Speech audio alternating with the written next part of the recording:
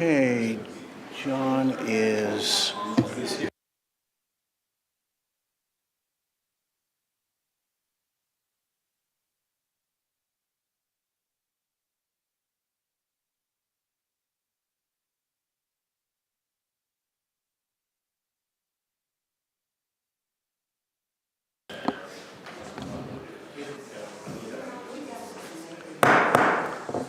I'd like to call this meeting of the Clay County Commission to order.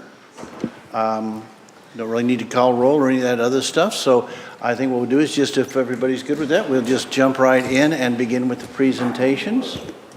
Please proceed. Good morning, Commissioners. Welcome to the third budget workshop. This morning we will go over the Assessor's Office budget, the Road and Bridge Fund. Also probably roll into the 5-year CIP. I think there's been some discussion about possibly finishing the budget workshops today. Certainly up to the Commission, but we do have tomorrow morning if we need it.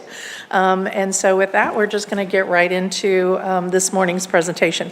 Again, very informal. Your mics are all live, so if you have a question, if you just hit your mic, I can see the green lights and I'll be happy to stop and answer any questions as we go through the budget presentations this morning. Also just remind Commissioners, we have water, we have coffee. This is a very informal session this morning. So with that, we'll just kind of, again, the review for our agenda. Assessment Fund, which is the Assessor's Office budget. We'll do the Road and Bridge Fund. We'll do a fund overview. We'll talk about the Highway or Road and Bridge Capital Use Tax Fund along with their highlights and additions. We'll also get into their 5-year street maintenance program that was established this year's budget, and we'll bring you up to date on what was accomplished in 2024 and what the next 5 years look like. And then we'll also do the 5-year CIP and review the budget calendar and the adoption timeline of the budget, and certainly give the Commission additional time at the end for deliberation to give us some direction with what's included in the budget. So with that, we're going to start with the Assessor's Office. This is the organizational chart for the Assessor's Office. There are 33 full-time employees in the Assessor's Office, which actually represents 6% of the county-wide workforce included in the Assessor's Office. As we look at the budget, what is being requested in the proposed budget to be authorized is $5.6 million. And so you see in the chart, adopted budget for 23, 24, and proposed for 25. And you'll see that the authorized amount goes to $5.6 million, which is a 26% increase, which is substantial. But if you look at how that's broken down, the operating budget has only got a slight increase. It's really a 5% increase in the operating budget, where you see the largest increase is in reserves, going from a little over $200,000 to $1.1 million in reserves. The reason that is because of the GIS. As you all recall, 2024 is the first year that we established a countywide GIS department that is funded completely in the general fund, and we charge those other funds as sort of an internal service fund. And so instead of the assessor having the entire costs within his budget, he only pays a small portion, his costs, associated with the personnel and operating costs of our GIS department. And you'll see that cost is a transfer coming out of his fund into the general fund. And so in the past, it's not been uncommon that the general fund has actually transferred money into the reassessment fund for operations because of that. And so because those costs are no longer completely associated with this fund, the opportunity to increase basically the reserves. As we look at the funding sources for the reassessment fund, you can see by the pie chart on the left what those funding sources are. And so the largest one is the fees that are collected and are provided for the assessor's office by state statute. Then we have reserves in the amount of 35%. There are some grants, basically reimbursables. There's some retail sales if they sell some maps, and so just some miscellaneous income. And then when you see the expenditures of this authorized budget, you can see that, again, 55% of the costs for the budget is in personnel. 21% of it is that reserve number because it's jumped up substantially, and then 7% of the transfer, which is the transfer out of this fund into the general fund to pay the allocation for the GIS department, and then you see the contractual and the commodities. And with that, I'm going to introduce County Assessor Tracy Baldwin, who's going to talk about the accomplishments for 2024, the goals for 2025, and answer any questions that you may have about his office. Good morning, Commissioners. I also added in this slide up here a graph showing the carryover account. That is one of my biggest accomplishments in my view. If you can kind of look back, it has taken me really my first term to kind of get this straightened out. And the reason I haven't done a lot of adjusting in the budget is because I've done, added the county vehicles, and I wasn't sure how that would affect the budget, and then also removing the GIS out. Also, I wanted to build up a carryover for any kind of future software or any kind of needs, because we know that software is one of the biggest costs right now. So those are my accomplishments. And then goals for 2025. 2025 is our reassessment year, and the number one goal is to make sure that we're accurate and efficient with our reassessment cycle. And then continue to improve taxpayer information and services, budget, and then, improve software is a pretty much everyday goal to try to improve that. So any questions, I'll be happy to answer.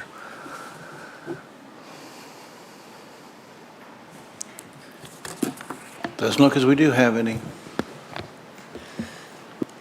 So if we take a look at the reassessment fund, this document you've seen, we provide this to every fund that we have.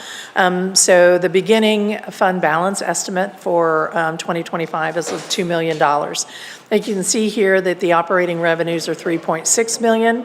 The operating expenditures are $4.5 million. So if we're looking at operating revenues to operating expenditures, expenditures are slightly higher at full budget. And that would bring down fund balance to $1.1 million. That's still 32% of our operating revenues. And as you see in the chart on the left, your policy for this fund is to have a minimum 10% of revenues and a target of 15%. So it certainly exceeds the target. And as Assessor Baldwin indicated, there is a long-term goal, or could be short-term goal, really, about building up reserves for software. And so there is a plan in place for that. However, as we've talked about before, if we really look at trend analysis, our operating expenditures, typically we don't spend every dollar that we have, whether it's because of vacancies or contractuals come in below, and we usually see about 80%. So if that would be true, then you look at the trend analysis in the far right column, which would be that really our trend expenditures are comparable to our operating revenues, and it would be a potential gain of $75,000, so you'd be adding to fund balance. If that were to be the case, then we'd have a 56% fund balance for this particular fund. And as we look forecasting out, again, these are based on trends, not necessarily budget numbers, but if we look at our trend analysis, you can see that it looks like we are forecasting that we will continue over the next several years to add to fund balance, that revenues will exceed the operating expenditures, and we'll be able to build up that fund balance for, as Tracy indicated, potential purchase of software in the future. So that, I'm happy to answer any questions about our forecast for the reassessment fund.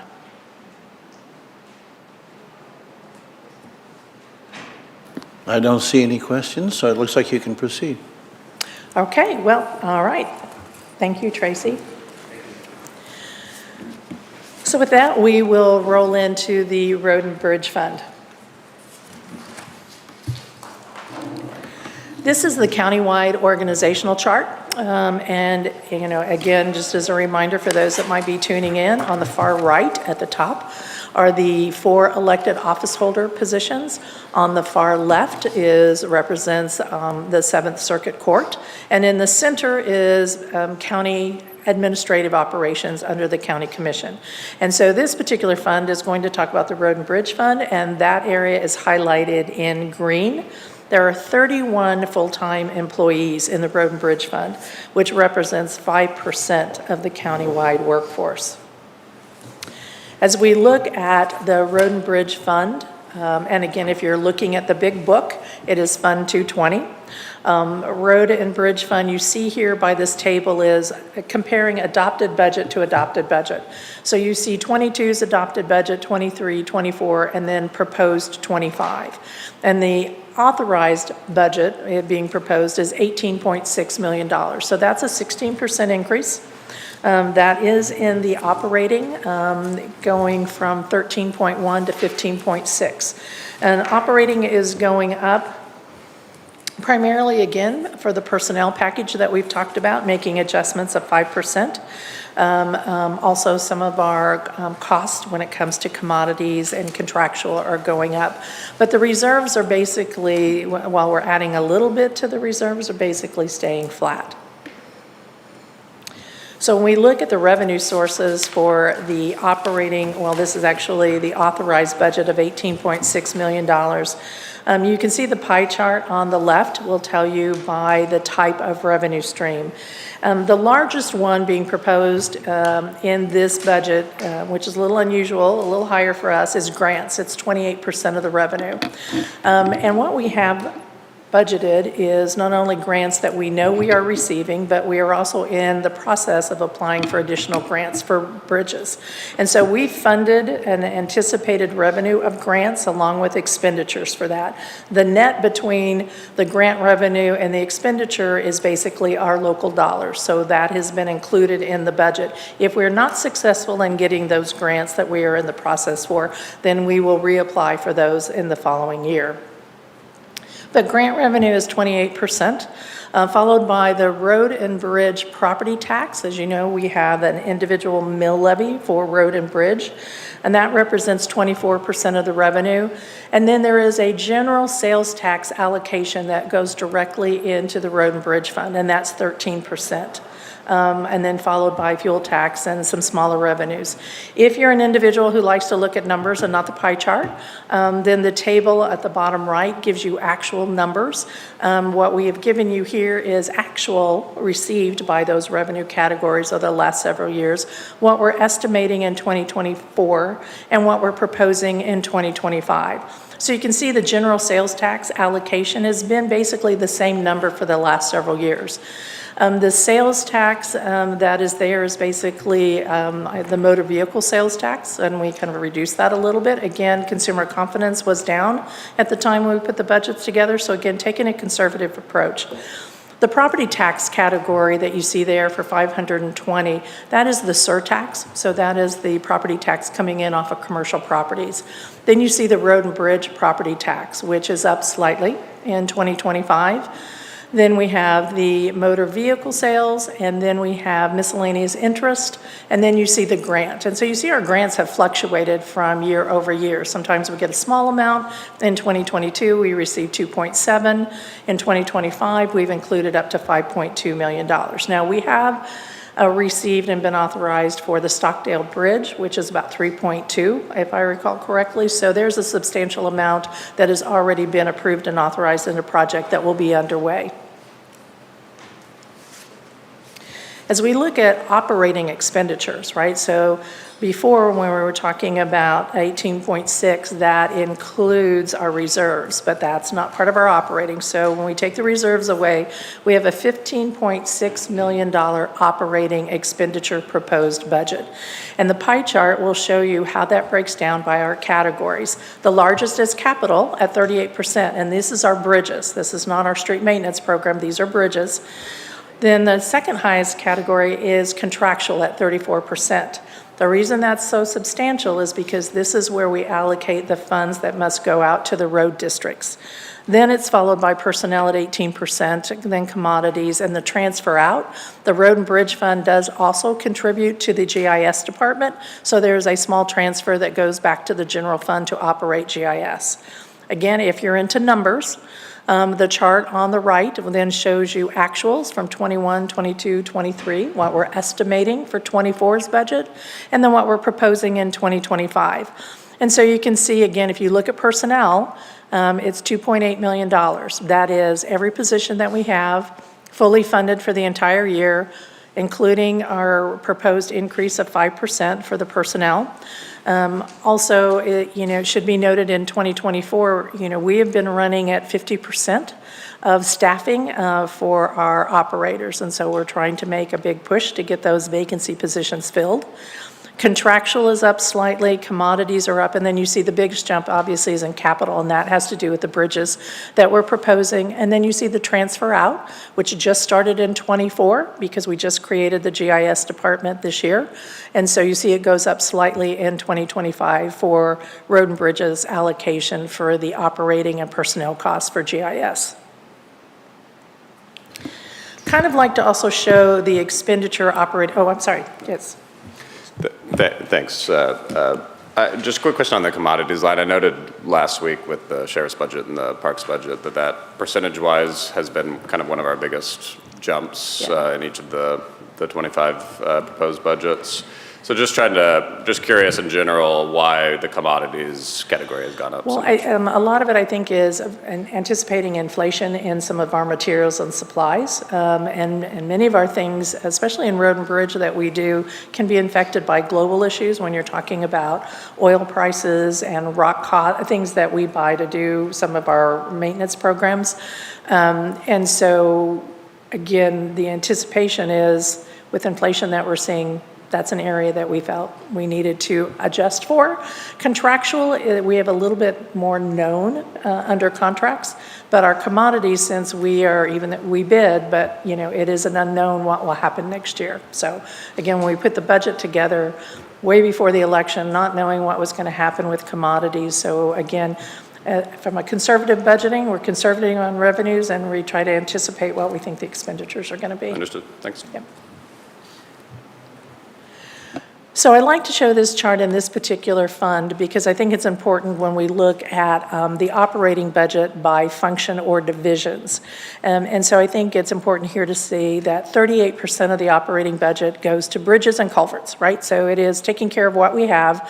And again, you saw that in capital, right? So we have several bridges that are proposed either to design or be under construction, assuming we get some of the additional grants that we're looking for. The other thing to note is special road districts is 31% of the operating budget. And again, 31% of the operating budget of the Road and Bridge Fund is basically transferred out to other agencies within the county based on our obligation. Then you see our maintenance budget and personnel costs are 21% of the budget, and then administration and benefits insurance. Because special road districts is such a substantial amount of the budget, I always like to show this chart to the commission so that you can see how the road district obligation over the years has continued to grow. And so you see that here, either you can see it visibly by, a bar chart going up, or if you're into looking at the numbers, we certainly can see those particular numbers. But again, just as a reminder of how this agreement works, under the agreement, the county is to pay a property tax portion, and it is based on basically 14 mills by assessed valuation to the road districts and municipalities. And I would remind the commission that the county's mill levy for the Road and Bridge Fund is 0.068. So our mill levy is less than our mill levy obligation to provide to the road districts. And so it is subsidized by the general sales tax coming in. One of the challenges with this is the settlement did not anticipate Hancock when it comes to mill levies and rollback.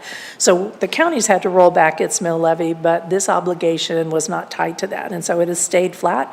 And I'm going to call on the auditor, but I believe that agreement, that mill rate goes up from 14 cents in a couple of years. The 14 cents, you're correct, would stay the same. The sales tax obligation will increase. Yep, that's correct. Right, so there are two pieces, right? There's the mill levy, but then there is also an obligation and a formula based on sales tax that the county also has to contribute to the different agencies. And so I know this is hard to read on the screen, hopefully on your monitors it's a little easier, and you do have a copy of the slide deck with you. But what we've shared here is what was actually paid in '23 to the various road districts and municipalities. In '24, what the property tax is and sales tax. And we can't necessarily true up the sales tax till the end of the year, so that's an estimate for 2024, and then we have our proposed for 2025. So you see all the agencies that receive the funds, and next year we're proposing that that's going to be about $4.8 million. And one of the largest recipients of that is Kansas City, based on assessed valuation, and then you see all of them. Now, we have had some conversations. I've had some general conversations with my colleagues in the county about, can we sit down and talk about this, all right, and maybe try and come up with something that is a little bit more equitable for everybody involved. We also have one municipality in the road district that is not getting any funds from us, and that is Smithville. And the reason is, when the settlement came through, it was only to those agencies and municipalities that were part of the litigation, and Smithville wasn't. And so they're not getting any funds. So I understand, a little bit of frustration on their part when everybody else is. But I think it is worthwhile to have this as a goal, to sit down and see if things can't be discussed with the districts and the municipalities to see, again, if we can't come up with something that is as equitable across the board for everybody involved. But that will take some time and some work to have those discussions. Diana, Yes. I see Smithville's in there. If Smithville's in here, it was just, well, they are. I'm going to refer to the auditor. Yeah, so I'll elaborate a little bit on that. It's quite a complex arrangement of how this works. So basically, the city will get a portion, but then the road districts will get an even greater amount of the property tax. But then, as you can see, the sales tax, you'll have $0 amounts for all the cities except for Kansas City, which was a party to the settlement agreement. So that's why they're the only city without a road district that is essentially getting some sales tax. But then there is no road district for the city of Smithville. Okay. So, Thank you. So in addition to the Road and Bridge Fund, we also, besides having a typo, I apologize for that, we also have the Road and Bridge Capital Use Tax Fund, which again, this is part of the use tax that is allocated to 3 different capital funds. And in '25, we're also proposing that some of the use tax go into the general fund. And so what you see here is the capital use tax fund for Road and Bridge with the adopted budgets for '22, '23, '24, and what's being proposed in '25. And it has a slight decrease. Operating is down slightly and reserves are up just a little. So I want to kind of stop here and talk a little bit. In this particular fund is the street preservation program. And in '24, not only did we have the street preservation program, but we also had funds allocated to pay lease payments on equipment for Road and Bridge. In 2025, because again, we know our street maintenance program is a high priority, we moved those lease payments from Road and Bridge Fund into the General Capital Use Tax Fund, the 300 fund. And so you'll see that a little later when we talk about the 5-year CIP. And we did that to free up funds so that we could increase our street preservation program. And we're increasing the funding being proposed for street preservation by 5%. And so while that's a negative number, we are not reducing any funds. In fact, we're increasing the funds for the street maintenance program. So we look at the Road and Bridge Capital Use Tax Fund. Again, the revenue sources are $6.8 million. So you see that 65% of it comes from the use tax. There's a little bit of interest income, and then we have some reserves that are in that particular fund. The amount of use tax that is going into this fund is $4.4 million, and that represents 30% of the countywide use taxes going into this particular fund to accommodate the street preservation program. And you look at the operating expenditures that we're proposing, it's $6.2 million. Again, the majority of that is in commodities. So this is where we have our seal coat preservation program, our asphalt repair and maintenance program, our chip and seal maintenance, pavement markings, the box culvert replacement, and the culvert maintenance program. And so that is basically what is in our commodities and contractual. So we look at road and bridge, and we combine it because there are multiple sources when we look at the funds. So there are 3 funds that are contributing to the road and bridge fund. The total in 2025 is $22.9 million. And so you'll see that 68% of it is coming from road and bridge. 27% is coming from the capital road and bridge fund, and then 4% of it is coming from that general capital fund, which is what I talked about earlier, which is paying for some of the leases on equipment for road and bridge, and also buying some additional equipment for road and bridge. So when we look at the total operating budget for road and bridge of $22.9 million, you can see the pie chart on the right will show you the allocation, which again, capital, which includes our street maintenance program and our road and bridges, that's 31% is going to capital. 27% is going to commodities, which again, contractual, which again includes road and bridge districts, and then 29% is going to commodities, and 13% of it is going to personnel. So with that, I'm going to introduce Director Degenhart, Tom, who's going to walk through accomplishments in 2024, goals for 2025, and also spend some time walking you through the 24 street preservation program, what we said we were going to do, what we did, what we added and maybe pushed back and why, and then also review with you the 25 through 29 street preservation program. Thank you. Good morning. For financial stability, one of our 2024 accomplishments was the deployment of technology to facilitate optimum efficient field work. This included the automatic vehicle location, or AVL system, which was deployed in the road and bridge vehicles and equipment. There's 2 parts of the system. There's an internal system which allows real-time tracking of our vehicles and equipment, and it also puts a historic breadcrumb so we can go back in time and see what vehicle, if there's like a claim, we can see what vehicle was what location at any given time up to a year. And there's also a public side, which is published on the county website whenever we're in the snow operation mode. During a snow event, once a snowplow completes a street segment, the segment will turn green. And then after 12 hours, if we haven't been back, the segment will turn amber up to 24 hours. And then after 24 hours, if we haven't been back, it'll turn blue from 24 to 36. And after 36, it goes back to clear. So that system's out on the county website. Another accomplishment for financial stability was placed in service a Durapatcher.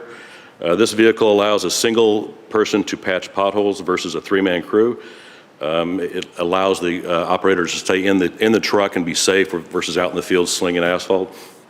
And also with the Durapatcher, we get a better quality because it's consistent throughout for every patch. For infrastructure accomplishments, we perform preservation or resurfacing on 22% of the county's paved surfaces, or 156.3 lane miles of the 697 paved lane mile system. This included 25 miles of asphalt overlay, 50 lane miles of chip sealing, and 81 lane miles of microsurfacing. Another accomplishment was the completion of 4 bridges and 26 culverts were replaced. Hey, Tom, I got a quick question for you. Sure. Over here. Yes. That Durapatcher, I don't know if you've been here long enough to evaluate it yourself, but what are the thoughts on that? Is the juice worth a squeeze on that? Is that something we like, or? I'm still looking at it. We got it fairly late in the season, and we used it a little bit, and I haven't been out and watched it, but I know it was a high dollar item, but it allows us now to have multiple people out doing it. But I plan on looking at it real closely this coming season. I'm just wondering, efficiency-wise, are we getting a lot more holes patched for quicker and cheaper than we would Yeah, the old way? I couldn't tell you that right now, but because like I said, it wasn't in service that long after we got it because we got into the cold season. But I'll look at it this spring and get back with you. Yeah, I'd be curious to know how efficient they are based on the price as well, and if that's something that if more is better of those, or if, you know, Right. it's fun to try one and maybe we'll go with just one. Well, hopefully we can improve our streets such that we don't have a whole lot of potholes, but that's, yeah. That's a good point, thanks. But I will definitely look into that and get back with you. Okay, thank you. Okay, for, I have a question. yes, A couple of things. Number one, and most important, I sincerely felt that when we did that, excuse me, last road and bridge deal, the 5-year plan, I'm telling you, I don't think it's worth the paper it's written on. And I'm being very frank. I think there were, when just the way that roads are, what was decided upon to do blacktop, to do whatever, there were roads that were blacktopped that nobody drives on. I'm telling you, nobody drives on. There's no houses on the road. There's a farm there, and that's it. We blacktop things like that. I think that I would like to see with your eyes and maybe a couple of your key people to take a good hard look at that. I know it's, and I'm tired of hearing this, it's out on the internet and everybody sees it, yada, yada. Well, there are a lot of people that probably look at that and say, oh, hell, my road's not going to be done for 2 years. They're unhappy. I'd like to really see a real good hard look at that and maybe some changes on it. If we have to change it, we have to make changes all the time anyway. You know, a road goes bad that we didn't anticipate, we go and fix that and maybe have to delay something else. So this 5-year plan is a plan, and I think it can be changed and revised. So I'd like you to look at it with fresh eyes and really scrutinize it and see. The other thing is, before some of the men that left us in anger, they sent me a letter. They all sent me letters, and they talked about the reasons for their leaving. One of the main reasons was that while they're out there and they see something that isn't proper, they'd come back in and say, man, we really need to look at fixing this road, and you know, they'd give their evaluation. And they were told, just go out and do what we told you to do and don't worry about it. That's not your job. Well, it is their job. So I'd like to see their involvement more, you know, they're taking their word a little bit more. I think it increases their value in their job and makes them feel like they're worthwhile. And the other thing is, I understood that we had a lot of equipment out there for us to be able to do our own work, yet we contracted a lot of that work to be done. I know staff entered into it, whether we had enough people to do the work or not, but I'd like to see the fact that we've spent all the money on equipment, let's use it. Let's don't let it just sit out there unused. Right. So those were just a couple of things that I wanted to put in the back of your mind and have you take a look at. sure, and like, you know, on your 3 points, I do agree about the 5-year plan. I'm going to look into it heavily this spring and see. You know, you'll see what, in my presentation, a lot of things that were out there move forward, and we do leave a little bit of room in there for add-ons when the street goes bad. As far as personnel, you know, I agree. I spent a lot of time out in the field in my previous employment, and someone came to me at the problem, I wholeheartedly look at it. They're the ones out there every day. I value their opinions. That's my philosophy that I've always lived by. So, yeah. I really look forward to you getting involved. I have a very good feeling that things are going to be so good out there. That's where I get most of my complaints from, is roads. You know, I think everybody has the same experience, that people are calling and saying, oh my God, my road, it's horrible, and nobody is fixing it. So I look forward to our association. Yeah, like I said, after the first of the year, when everything gets warm, I'm going to definitely be out and driving the streets and taking care of that. Great. And as far as I know we do have equipment to do some of the stuff in-house, and I know there's some issues, but I'm going to also look at that and maybe do like a little test and see what kind of quality we can get out of those, so. Great, thank Okay. you. Moving on to our 2025 goals for this financial stability goals. We hope to secure bridge replacement off-system funding, which is BRO, which is a typically 80-20 federal local match for 2 bridge replacements. These include the old 210 bridge over Rush Creek, which is currently closed, and also the 164th Street Bridge over the branch of Williams Creek, currently closed. I will say we did have a BRO meeting with MoDOT yesterday that kind of went over different scenarios and funding, and the current recommendation to the MoDOT Jeff City office only included our 210 bridge, so our 164th was kind of taken out of the recommendation, but that doesn't mean it's completely dead yet, so we'll just have to wait and see on that. And we would apply for 164th in another year if we are successful. In addition, as Diana said, we had BRO funding for Stockdale Road Bridge over the railroad. Part of our goals, we'll also develop a vehicle equipment and life cycle schedule for the road and bridge fleet. Another goal, like I said, is to look closer at our street preservation program and see if there's more efficient and economical, optimal way to preserve our roads. Look at the life cost expectancy of the road of asphalt versus chip seal, which is more beneficial because they both require ongoing maintenance once they're initially laid. So I'm going to look at that next year. For safety and well-being goals, 2025 goals, we will inspect at least 50% of our county's 5,600 roadway signs and make sure the retroreflectivity is still compliant and the signs in general are compliant with the manual of uniform control devices. Talking about employees, I did come to my attention actually yesterday that for like crossroad culverts, there's typically object markers at each end, and they haven't done that because they previously didn't think they were needed, but they are definitely MUTCD requirements, so I'm going to look at that and, like I say, value in the people that are in the field that brought that to our attention. So we're also going to inspect our lane striping and make sure these are visible and not faded.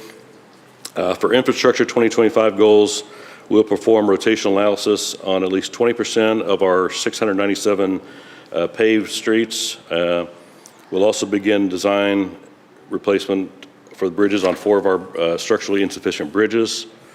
We'll look closely at the road preservation program to make sure it's equitable in all areas of the county.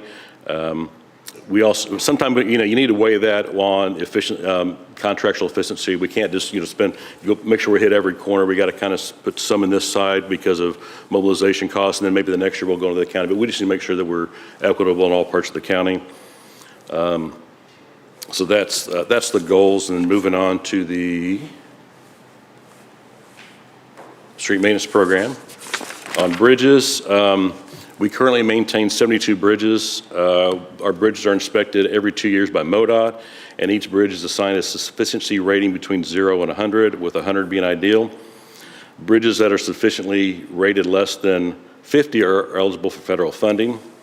As you can see on the slide, our last 5 bridge inspections were done in 2015, 17, 19, and 2021, and the most recent is 2023. The average sufficiency rating for 2023 was 72.5, which is an increase from 2019 and 2021 with our most current replacements. We currently have 14 bridges with sufficiency rating less than 15, and every one of those 14 bridges are part of our 5-year CIP for a replacement or rehab, so that's good news.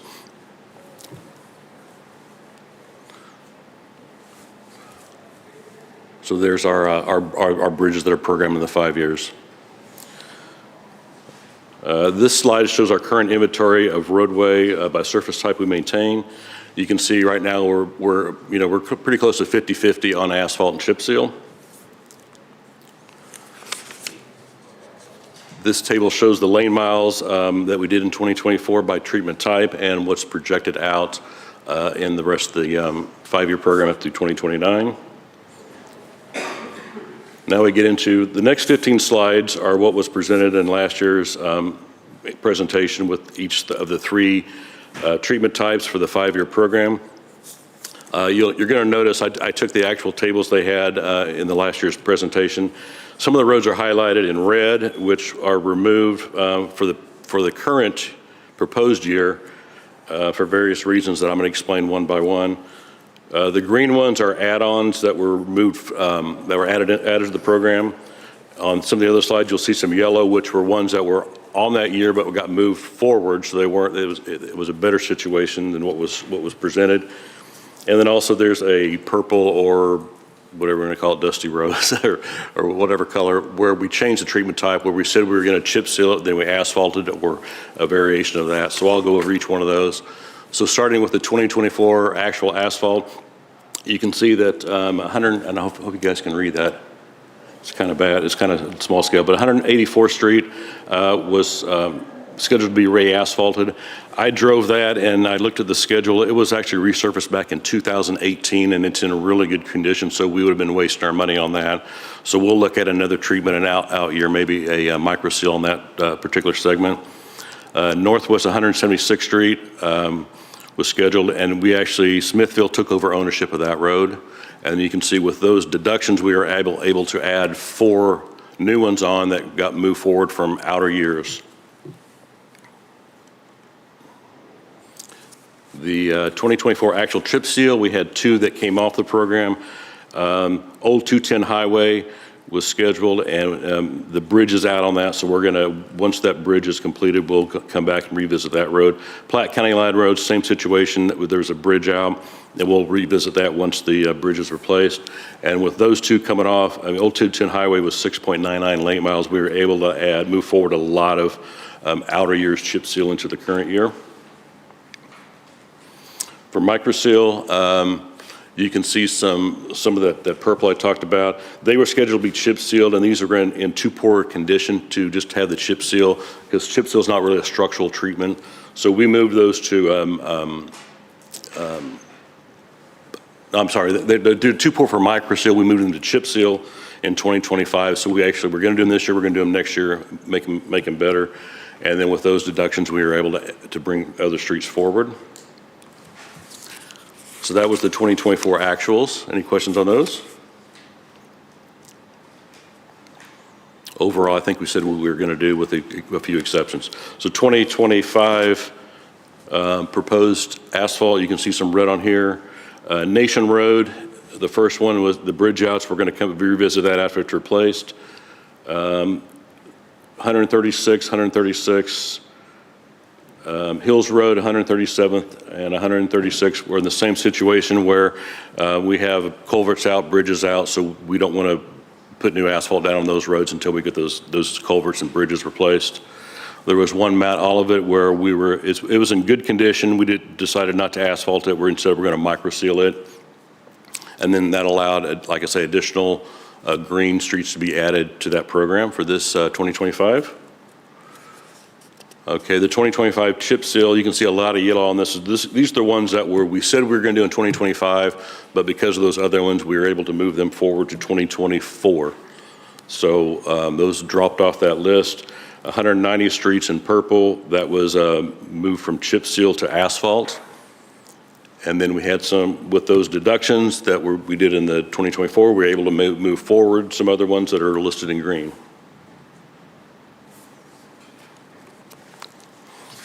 Micro seal, kind of the same situation. We have some that were done in more current years. We had a change on City Road. We changed it to asphalt. We also changed 132nd Stillhouse Road and Mount Olivet from chip seal to microsurface because they were in good condition. And then Mount Olivet, I should say, we moved it to, it was originally scheduled to be asphalt, but it was in good condition and it was able to have a micro seal application. 2026, we have some yellows, Platte County Line Road and Northeast 172nd Streets. Those were, the Platte County two roads were chip sealed in 2024 and 2025. And the 172nd was asphalted in 2025. And then we added Cordell Roads and Nation Roads, moved those forward. Am I going too fast? Everybody okay? Do you want more specifics? Okay, I'll keep moving on then. 2026 chip seal, a lot of yellow on this one, so a lot of these things that were programmed move forward, and we, Scottsdale Road, instead of chip seal, we asphalted it. 2026 micro seal, 3 of these dropped off because we did them in we're going to do them in 2025. 2027, 3 of these, where am I at, asphalt, excuse me here. Cordell Road, they were moved to asphalt 2026, and then 168th, we upgraded to asphalt instead of chip seal in 2025. 2027 chip seal, 3 yellows that move forward to chip seal 2024 and 2025. 2027 micro, 1 move forward. 1 was actually done with our CRISA funds. If you recall, we got some money from the Corona Responsive CRSSA. I don't know what that acronym's for, but they were done through the Marks program. 2028 asphalt, we were gonna, it was originally going to be chip sealed in 2028, but we moved it to asphalt in 2028. 2028 chip seal, 198th. That's, I just talked about that. We changed. It was on the slide to be chip seal. We changed it to asphalt, and then we added on, or the yellow ones were moved forward to more current years. Then we get into 2028. There was 1 Quinn Road was moved forward, and then there's a lot of green add-ons in this. So as part of our street preservation program, you asphalt your roads, and then between 5 and 7 years, you should come back and microseal because the solar radiation, gets the volatiles out and you start getting cracks, and we try to protect them. So the ones that were added on were streets that were resurfaced in 2023. So that's 2028 is the 5 years. So that's one thing I'm going to look at this coming year is, are we doing that whenever we asphalt a road? Are we coming back in 5 years and making sure we're microsurfacing? Then we get to the final year, 2029. 4 of the yellows had been moved to newer years. We added, and that freed up some room to add some newer ones that, like I say, were asphalted and should be. Well, excuse me, they were upgraded from chip seals, so we added these on. 2029, we have one that was changed to asphalt that I just mentioned, and then 3 yellows that were moved forward. And then finally, 2029 microseal, we've got 1 add-on that was asphalt in 2024. And then this map shows an overall, and it's kind of hard to see, but there's blue segments in there, hopefully in your packet, that kind of shows our coverage that we're going to do in the next 5 years. So with that. Well, Tom, I just want to bust in there and Sure. just acknowledge your hard work in the short time that you've been here. I think, frankly, you must have been looking off of my colleague's cheat sheet because I feel like you have anticipated some of those things that our colleague has brought up. And just as one example to know that if you haven't done bridge repair in an area that you're about to do work in, and when you do the bridge repair, you're going to damage everything you've just done, so you might as well do it later. Sounds pretty simple, but clearly was an acknowledgement. I want to acknowledge that simple thing you saw that means real money and that can be applied to somewhere else to actually do the work that needs to be done, and also acknowledging that when you do the work on a road that you anticipate when you've got to maintain it, just as you talked about towards the end of your presentation. Those are very simple things, but you've called those out, and I appreciate you doing so. And so I know you're in your honeymoon period. I'm hoping that honeymoon continues because based on what I just heard, it is. I'm enjoying the honeymoon, so thank you. So this is week 9 for me, and then I came in during this budget process, and I've been focusing on this. So like I say, I haven't had a chance. Once we get past today, I can start spending time in the field. And, I still haven't, I'd like to drive every street and look at it on, and figure out what's going on with it. But that's part of my plan for the coming year. Just be careful when you drive every street because chances are you may run into Commissioner Lawson because she tells me she drives every street, and so just make sure those streets are wide enough so you don't have a head-on collision. Maybe we can carpool. There you go. Very good. Thank you for your hard work. Thank you. Anything else for me? I'm sorry, go ahead. I just want to say thank you, Tom, for everything you guys are doing. Appreciate this. As somebody who pushed for this 5-year plan since getting elected, I think this plan is good. I like it, and thank you for everything you guys do. Right. And, we talked about the 5-year plan out there on the website. So once this budget's approved, we've made some proposals here. I'll be sure to update that and get that back out, published on the website. Okay, yeah, because with the new anytime plan. anybody calls me, I direct them to this, so. Right. And the feedback I've gotten from citizens, of course, everybody's going to bitch about something every once in a while, right? But everybody I've talked to is really happy that we actually have a plan. We haven't had a plan 20-something years. So all the feedback I've gotten is, they're seeing improvement out there on the roads, and it's appreciated. So thank you Good. guys. Good. And I want to say that too. We didn't have a plan. It's good to have a plan, and like we said, it can always be altered depending on what happens out there. But yeah, I do appreciate your thought as we went through this. I feel gratified. I don't feel we've had that for years. So welcome, and we're happy to have you. Thank you. Oops, sorry.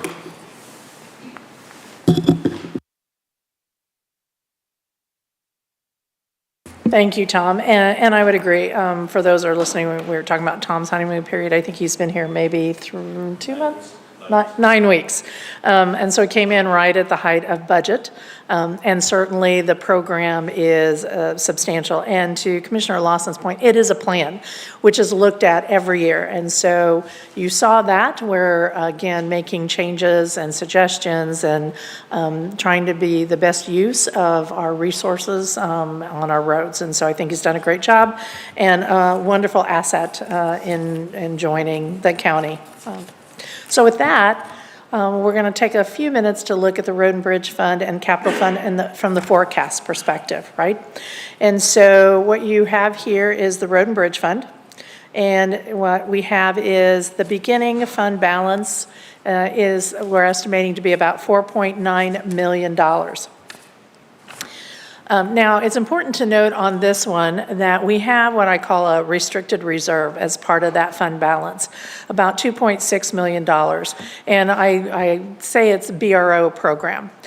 So I'm going to take us back a couple of years ago when the county issued certificates of participation, bond money, and some of that allocation went to do some bridges because it was, again, deferred maintenance.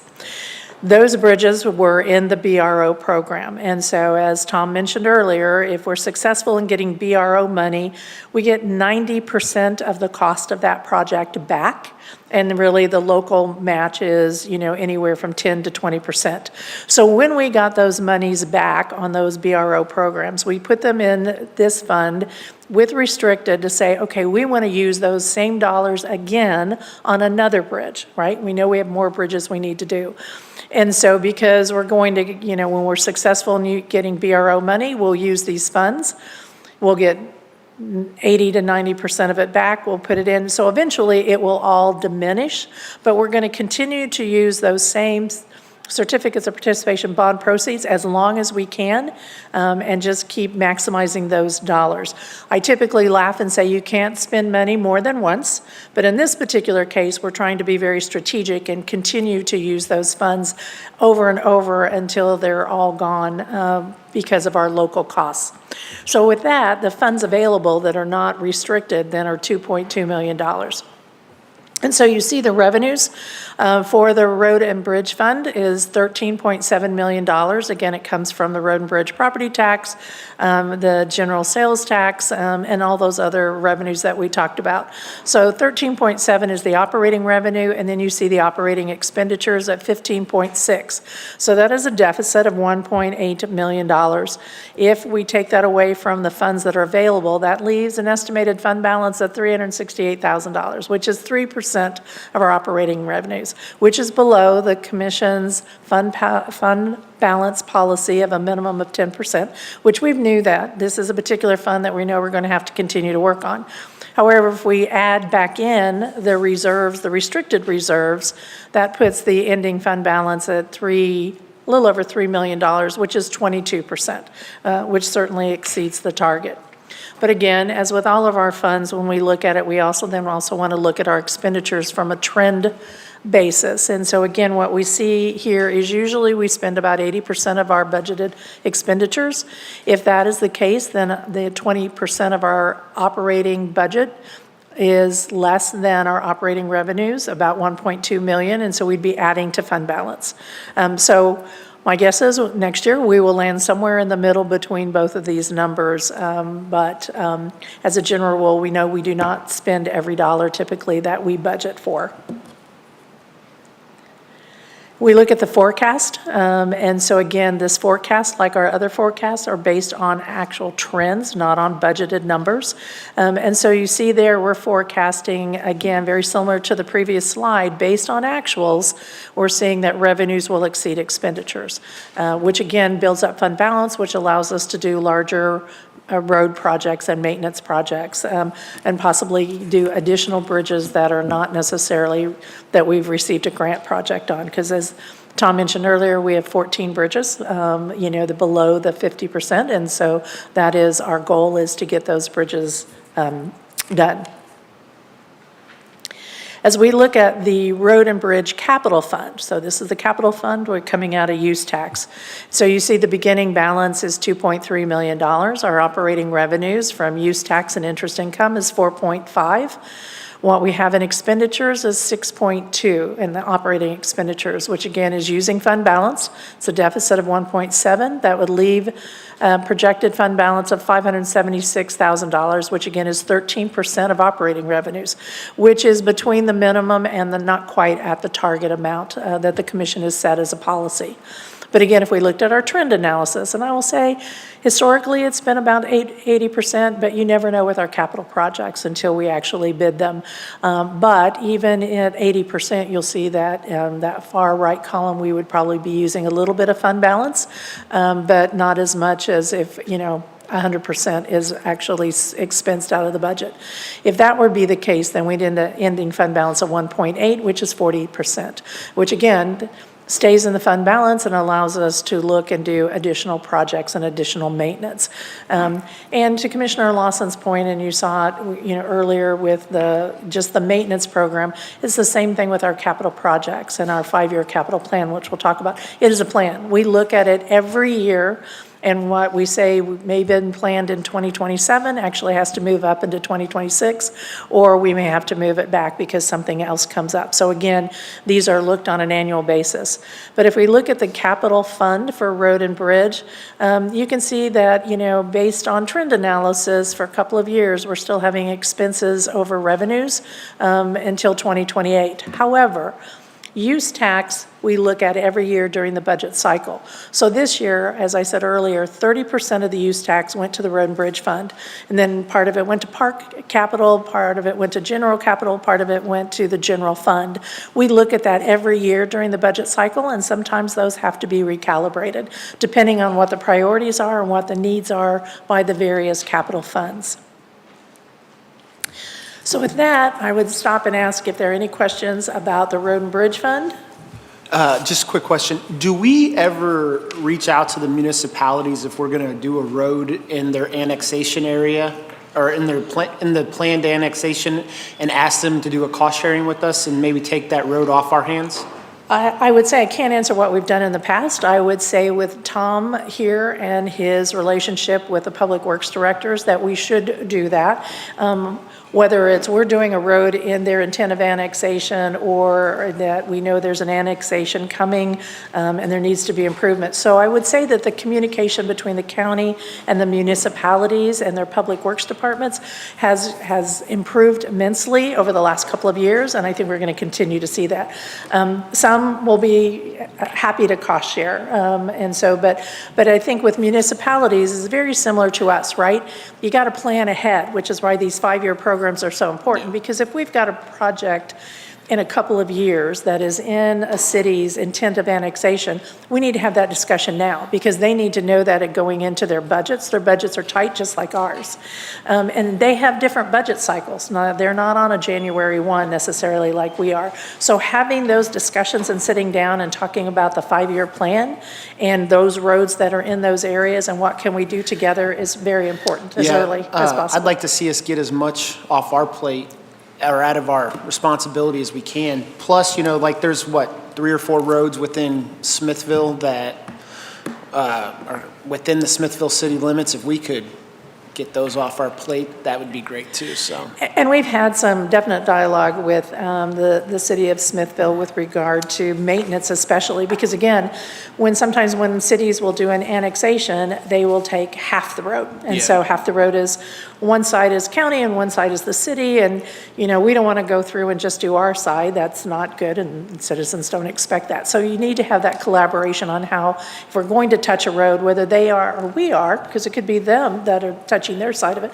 we need to have that discussion and how can we do it together. Yeah, I've talked to Mayor Boley. He's called me several times, and he's expressed a desire to just take those over. So Yeah. if we could work on that, that'd be great. We'd be happy to let them have it. Yeah. Well, they want us to improve them first, so. Well, and we've done that, actually. We had Yeah. an agreement with them, I think, on Main Street Uh-huh. Road. And Yeah. so now, my conversation back with them is what we would do to enhance a road would be to the county standards, and inside the city might be a different standard. And so we have to work and have those dialogues too about how much we do versus what they want. But sometimes if it's long-term, they're going to be theirs, then we may want to go a little bit. So we are having those discussions. Okay. And we've done that at least once, I know of. Yeah, So, good deal. Thank you.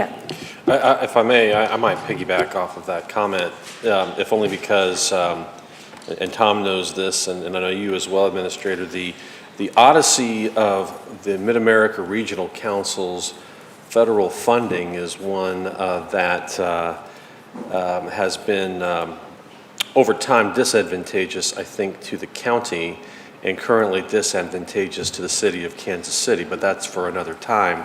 But the comment does remind me that as we try to go after some of those funds, you know, issues like these where we can anticipate annexations where we may have to put some money into, but if a municipality partners with us as well, thus improving the oh so important scores that that process demands, that may actually assist us and that municipality getting those federal dollars, which in turn lowers the amount that we have to put in.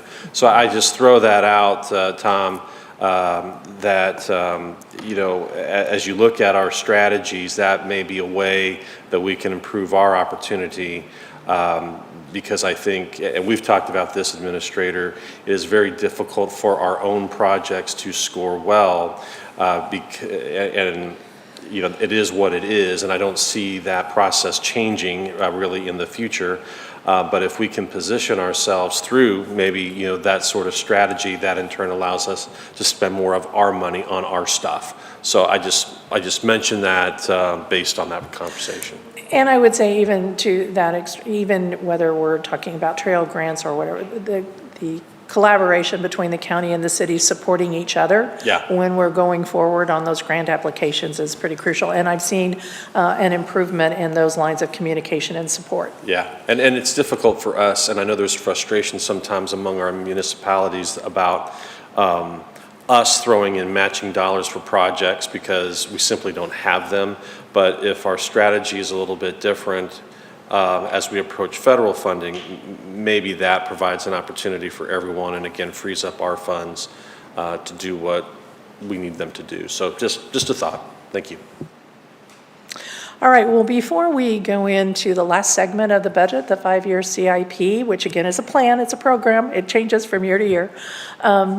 I wanted to step back and say, you know, we have talked about the general fund, we have talked about the law enforcement fund and the park fund and the road and bridge fund and the assessor fund, which are our major funds. And then we'll go in and kind of talk a little bit about the 5-year CIP. But before we go there, I want to touch base and just, you know, the commission have anything else that you want to talk about that is in the budget, not in the budget, and all of those. I know the commission received recent correspondence from the EDC. The EDC was here several months ago about asking for a potential program assisted financing. I will say that that request, you know, I didn't see a lot of interest at that point in time by the commission, so that funding is not in the general fund in 2025. My takeaway from discussions is that I think that where the county goes when it comes to economic development is a bigger discussion and philosophical discussion for the commission to have on what that looks like, and maybe not necessarily tied with the budget process. But I open that up, and anything else that the commission would like to talk about that is in or not in any of those funds. with the EDC, I'm pretty firm. I think this conversation's a dead conversation for me anyway. Last time they were here, we told them, you know, if you don't make a change to your bylaws, we're not going to fund you. And to my knowledge, they haven't made any changes to their bylaws.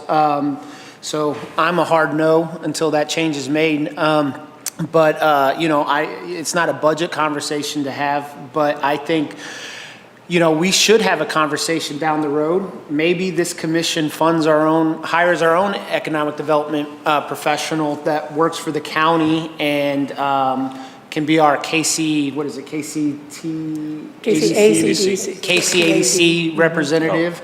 That person could coordinate with all the other EDC people around the county on projects and everything, but that's not a budget thing. That's just, you know, I'm just saying we should have that conversation later. But until the EDC makes a change to their bylaws, I'm a solid no, so. Yeah, I'd be a solid no as well. I'll throw out there maybe a lone voice in the darkness that I would consider it. I will at least suggest that if we are not to have the same relationship as before, I would at least suggest continuing our membership. Yeah. Oh, yeah. That'd be fine. And I would also suggest that I would suggest doing the membership with the KCADC, because if you're not at the table, then you don't get anything. But it would be our membership. We wouldn't be given the Well, EDC what I might recommend is you go halvesies, because, you know, if I understand, and I can be corrected here, that membership allows two to be on their board to participate, or? I do not know that. Okay. Because in the past, you know, when the county provided just sort of open funding to the EDC, they had the membership. Right. And so they had the representation. Sure. I do know that almost all the municipalities in Clay County belong to that organization and have seats at the table and get the communication about projects. I also know that the City of Liberty, with their membership, they actually have, I believe their mayor is on their board. But with regard to a general membership, how many seats that is, I do not know. Sure. Well, my opinion, for whatever it's worth, is that the county has fewer incentive tools, so that when a project comes forward, I mean, we have some of the same general tools, but it's a little bit different than the municipalities. I would just offer that for those municipalities that aren't a part of it, there is value, I think, for us to engage with that. And I understand the issue related to board composition. There are still things that the EDC does that we do not. And so, to my way of thinking, if there is a way to share the cost and therefore share the value, there is some value in that discussion. Yeah, if we're gonna get, and I would be fine with that. Yeah. But I want this board to be able to pick who our representative is. I don't want us to just give the EDC money and then let them pick who Understood. the representative is. I want this board Yeah. to decide who our representative I mean, is. at the end of the day, it's pay to play, and so if we're paying for part of that, then we get to play in that as well, whether that is an administrator or a deputy or someone that represent, or if it's an elected, that's fine too, whatever. But I just throw that out there as, you know, we sometimes complain that inquiries that go regionally don't make their way here. And so I just want to make sure, to the extent that we can, that we're at the table so that when those inquiries come, we can do something with them. Oh, So, yeah, because, you know, like, look at, what is it, DeSoto, Kansas, and the Panasonic plant? Sure. You know, like, Yeah. Clay County was, we lost our largest employer in Cerner. If Ford were to go belly up, you know, we'd be screwed as a county economic. So we need to be working on getting, Sure. you know, I've talked about it before, we need chip manufacturing. We need, as we reshore, you know, bring back manufacturing and everything, we need to be playing for those those contracts or development projects and everything. Right. And I'd be fine. I just want to make sure this board has a representative and we're not delegating that to other people. Sure, sure. You know, and to your point, if you remember back to the Google thing we went Right. through. I always think about that. Oh, that just drove me crazy. We weren't even mentioned. Well, we were mentioned once as they were going through a list. They said Clay County, and then went on to the next thing. Right. We weren't even a player, and what a shame. Yeah. We should have been involved in that. You Well, know? and again, it comes back down to who has the incentives and who will offer them. And again, if something is within a municipality, generally speaking, they get that first shot. We are lesser in that. But if we are hunting, then that gets us to the table. And so I just throw those thoughts out there. I think there's some value to that approach. And I will say, again, I understand the feelings on the EDC, but as the EDC represents the business community within the county, there is some value having them at the table. But if it's jointly at the table, that can be just fine too. I just want to recognize that they do have some value that they bring to those conversations and to recognize those. So thank you. Well, I'm all thinking, as far as EDC goes, first off, to start a county standalone has been done before, and it was a disaster. What happened was businesses didn't know if they had to, so now we have 2 memberships that we have to maintain. We have 2 sets of meetings we have to maintain. It was quite a mess. So I would think we want to think long and hard on that. As far as our relationship with EDC goes, ADC, I think, you know, you're right about being a member of that particular body. I think that is very constructive, even though we have a lot of our municipalities have memberships. I think that gives us a chance to have more cooperative working relationships with the municipalities, because say if Liberty decides that they want to try to go forward with something, we will at least have a seat at the table to be able to support our municipalities and I think get a better economic development effort going forward.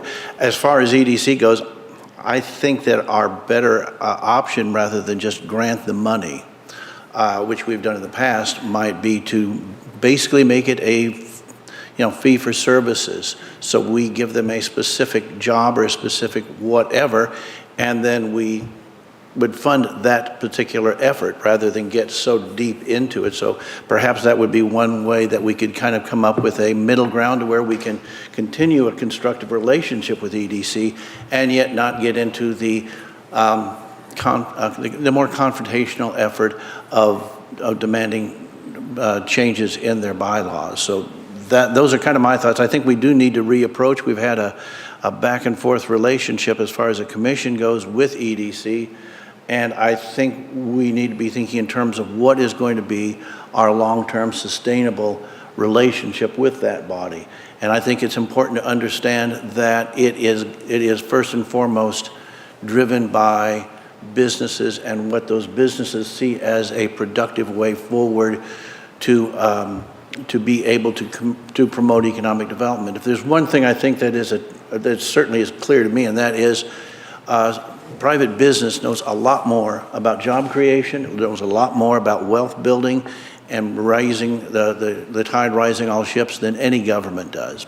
Businesses are the ones who have the tools, and for the most part, they are the ones who really bring home the bacon. We are in the business, in my estimation, of building an atmosphere that will help be conducive to business growth. But I think we need to remember first and foremost is the men and women out there who are actually turning on the lights, making private payroll, and making sure that we have the degree of prosperity that we have that's going to, I think, hold us in good stead, and I think bring us to where we need to be in the future as we grow, because we are a growing county.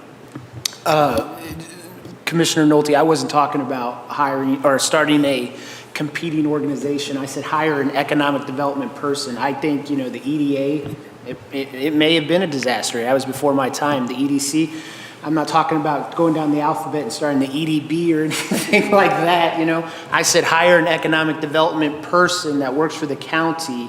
If we're just going to give the salary funding to the EDC, we could have a person here that could coordinate with other people around the county too. So that's what I was talking about. I wasn't talking about a competing organization, but also, you're right. I think that the private sector does do a better job about business. That's why I've been saying, let's get out of the golf course business. Why are we competing with the private sector there? Let's get out of the marina business. Let the private sector take care of it. Let's focus on core government functions. And if we're going to make that argument, I think we should be looking at other areas like I said, the golf course and other places that we are competing with the private sector in. But yeah, I wasn't talking about creating a competing organization. I was talking about hiring just an economic development person. Like, I agree with that, because I think I think that's the direction, and I believe this is going to be, as I think the administrator mentioned, the subject of some further discussion, because it warrants it, and that is to have someone here who is in more of and I think, Commissioner Withington, you're talking about more of a liaison kind of a position, something broadly in that range. I think also cross-membership, for instance, we have various, tourism comes to mind, where I think it is appropriate for us to consider a member of EDC being on that board. I think there's some overlap that we can start putting together. I think the important thing is to make sure that we are looking at this thing in as broad a way as possible and examining our options so that we can put together something that is not going to fall apart, that is something that everybody is happy with and we can sustain, because in my view, another, I think, rather truism is businesses can tolerate a lot of things coming out of government. They can tolerate, to some degree, over-regulation, over-taxation, all those things. But what they have difficulty dealing with, in the biggest way, in my estimation, and having been in business, is uncertainty. I think one of the things that would lead from this conversation and our relationship with EDC is to put together something that is stable, that is predictable, and that a business can say, okay, we know what's going to be happening here.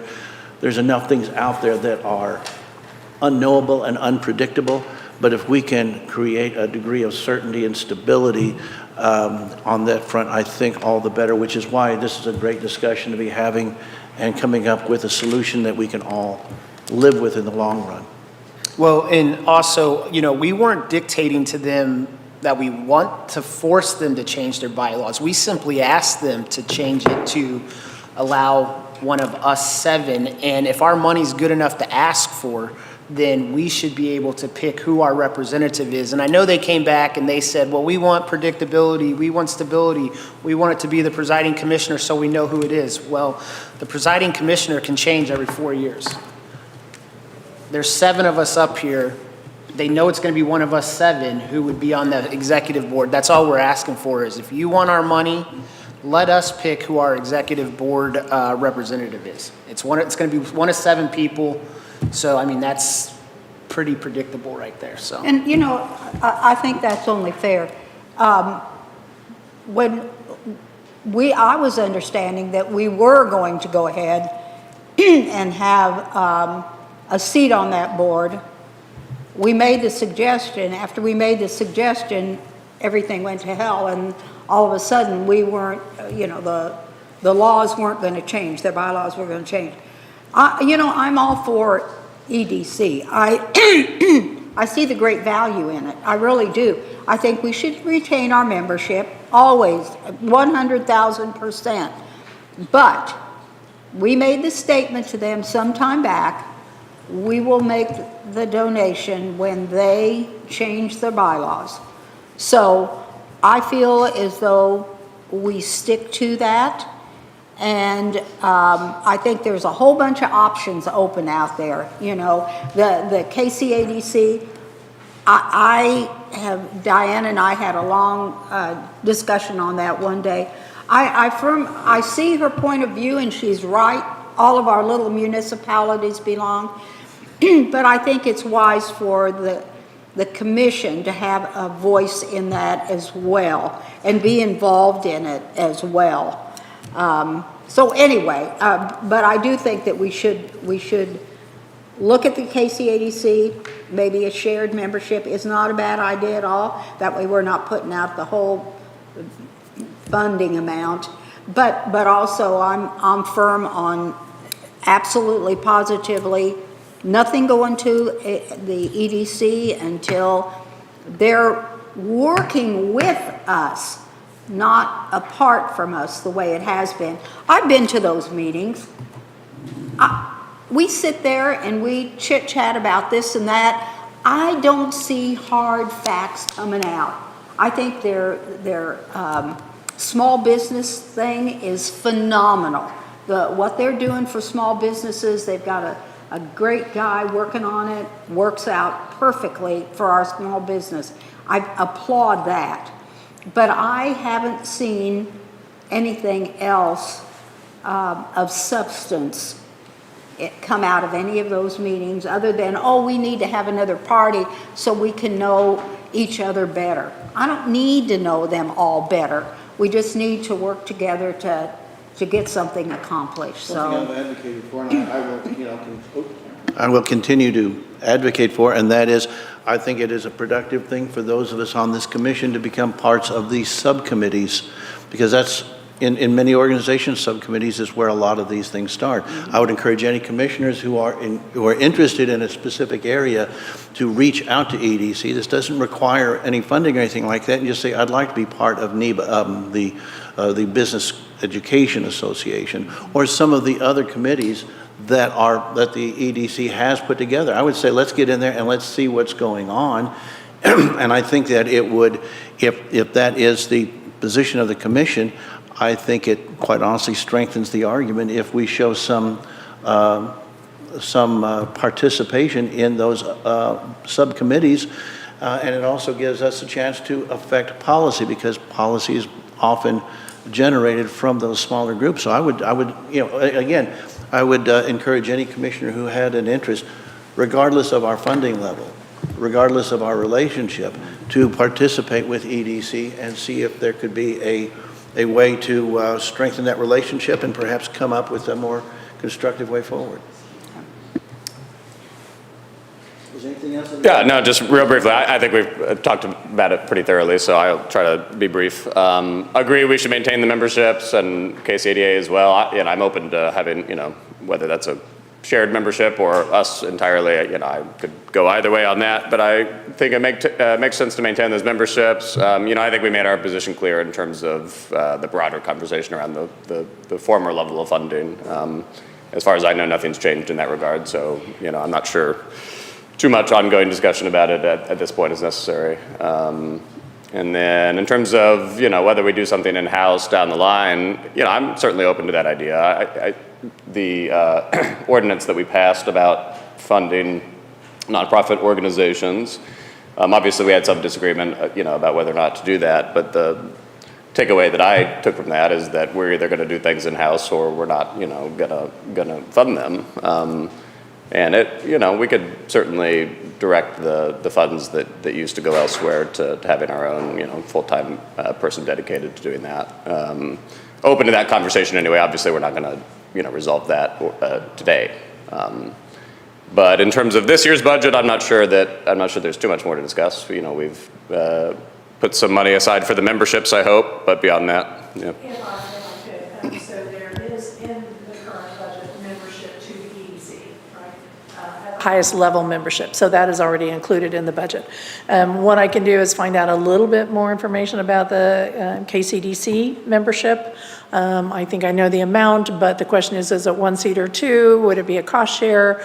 Or does the county do the membership and get the information? And so, we'll make sure if the commission is interested in doing that funding is available. And as research comes available, then the commission can decide how you want to structure that membership into the KCDC, if that's. How much is Before our we, membership because we're going to to need to the go ahead and EDC? move on, so please go ahead and let's go ahead and round that up. But please, those commissioners who want to make comment, please comment, but we probably do need to move the 10,000? conversation 10 or along. So 10 or Commissioner, go 20? ahead. Commissioner Whittington asked about the cost of the membership in the KCDC. I want to say it's between 10 and 20,000. Yeah. Okay, and then how much is the EDC? We did the membership for? The EDC's membership, I want to say it's less than 5,000. Okay.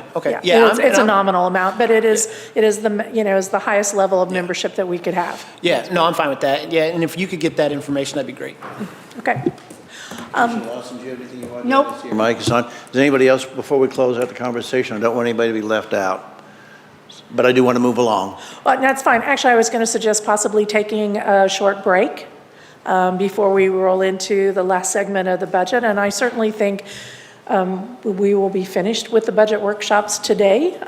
If everybody will commit to working through this last segment, but I think we'll be done before 1 o'clock based on that, just on our timing. What time do you want to reconvene? 10 minutes, would that be sufficient Okay, time? that sounds good. All right. Thank you.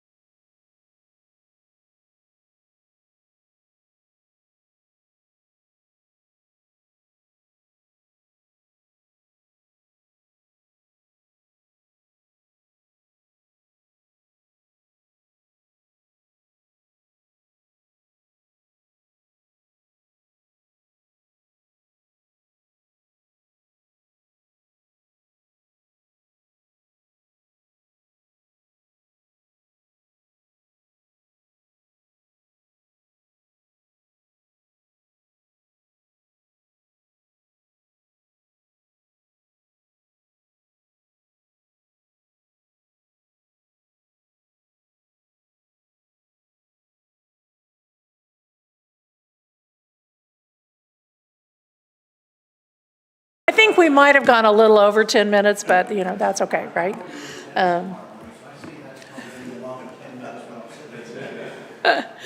So the last component of the workshop to kind of do an overview of is the 5-year capital improvement program. And again, this is a program. So really, when you adopt the 2025 budget, you're really adopting the 2025 capital plan. Anything beyond that is truly just a plan and gives us for forecasting and puts things on our radar screen. So with that, I'd kind of just give you an overview of, right now we'll start with just the 25 capital improvement plan. Totals $24.2 million. Now, the chart on the left shows you all those funding sources. So the larger funding obviously comes from our capital use tax funds, whether it's the capital road and bridge at 23%, the park capital at 13%, or general capital for 19%. But then again, because of outside funding with the BRO, which we've got the Stockdale and the $5.2 million that we talked about in road and bridge, we also have some other outside funding grants that are available. Also, as we go through the program, I'll recommend using some ARPA interest funding, which is about 3% of it. And then in our Road and Bridge Fund, Fund 220, we actually have capital that is for the bridge projects. So all of that combined is where our revenue sources for the $24.2 million of capital projects, capital equipment that is planned for next year's budget. As we look at the $24 million, how are we spending it? What is the programs that we're spending it in? And so you can see here that we have stormwater, we have road and bridges, we have road maintenance, we have facilities, equipment, park projects.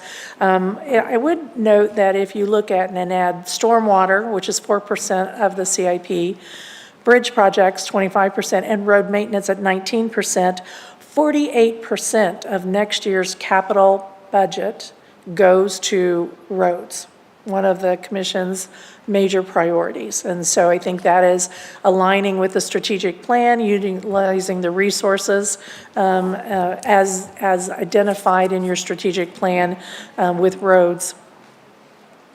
And so what's in it? So you have these slides for you to take a look. And we've talked about these a little bit briefly as we've gone through different funds. But I kind of want to walk you through what does this look like for 2025. So you see we have the road maintenance projects. So you'll see how much is budgeted for seal coat, asphalt, chip and seal, pavement marking. So $4.5 million.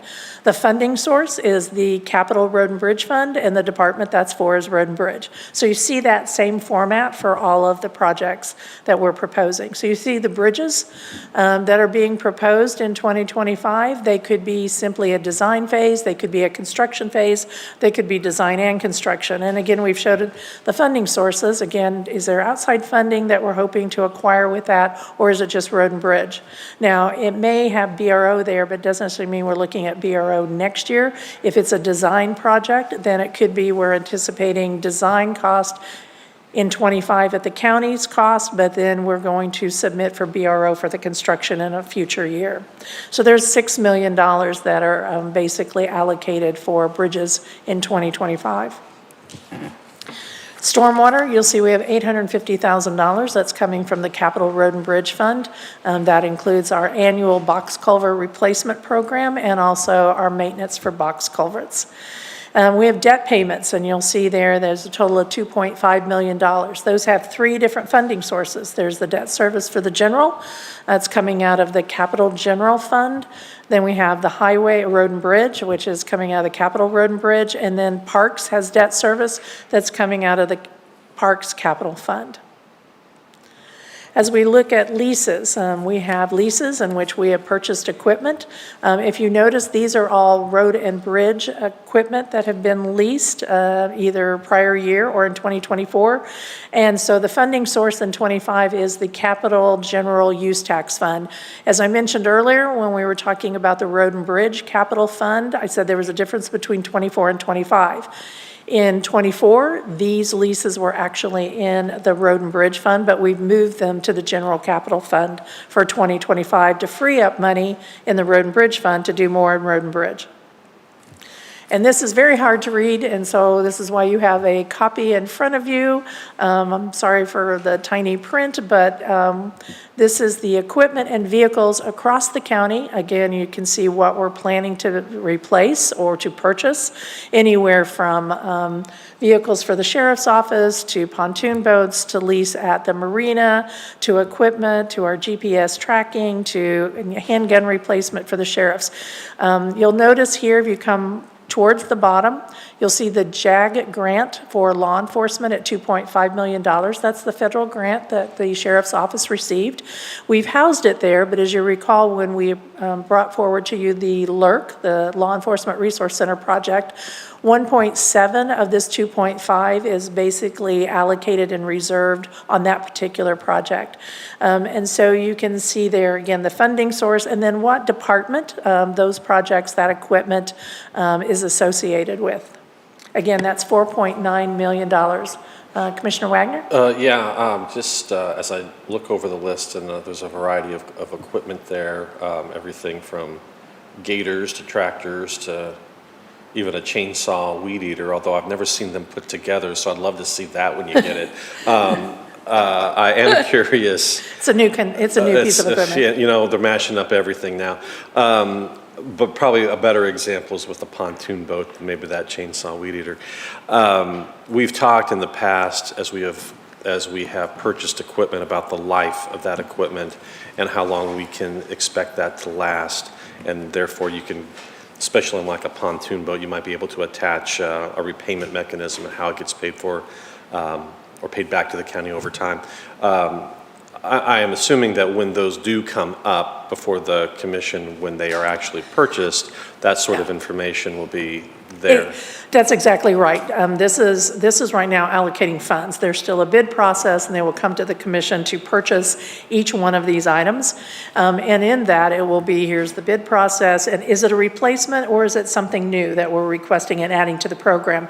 And I, refer back to when John Davis talked about the park program, Right. and getting into a new service of buying new equipment that we do not have that would help us with, septic processes in the parks that we currently pay somebody else to do.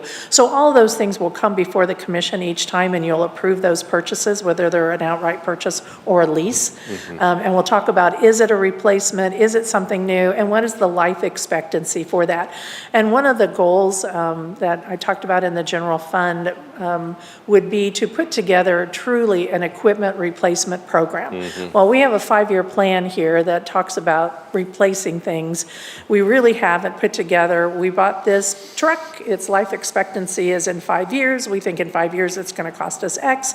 And so to really put that program together, we have not done yet. Yeah. And so that is on the to-do list. Well, I appreciate that, and I would assume even as part of that, there's a surplusing component to some of that as well, which we don't have to get into here, but.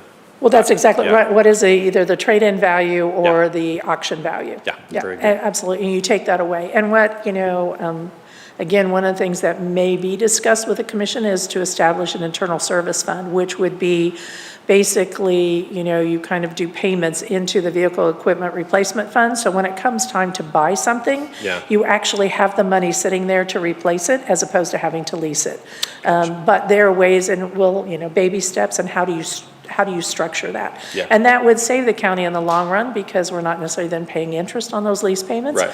But there's also value in leasing equipment, because at the end of that time period of the lease, there's really not value to it. And so, so you have to look at all of those Yeah, and items. you got maintenance tied into Yeah. some of that as well. Right. So, okay, very good. Thank you. Appreciate it.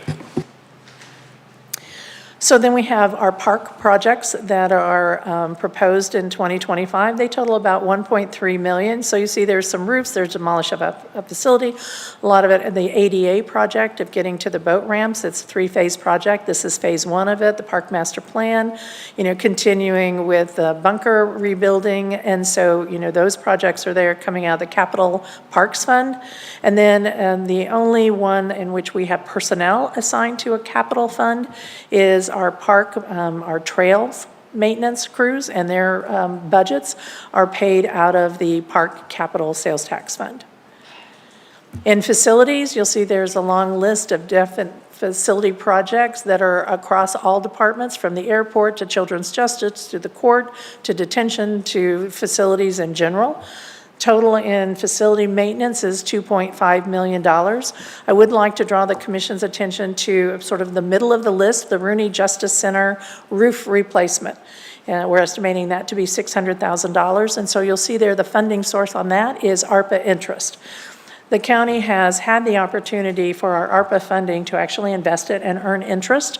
The interest right now that we have acquired is a little over $1 million. That does not have to be spent or under contract or anything by the end of the year, so it's very flexible.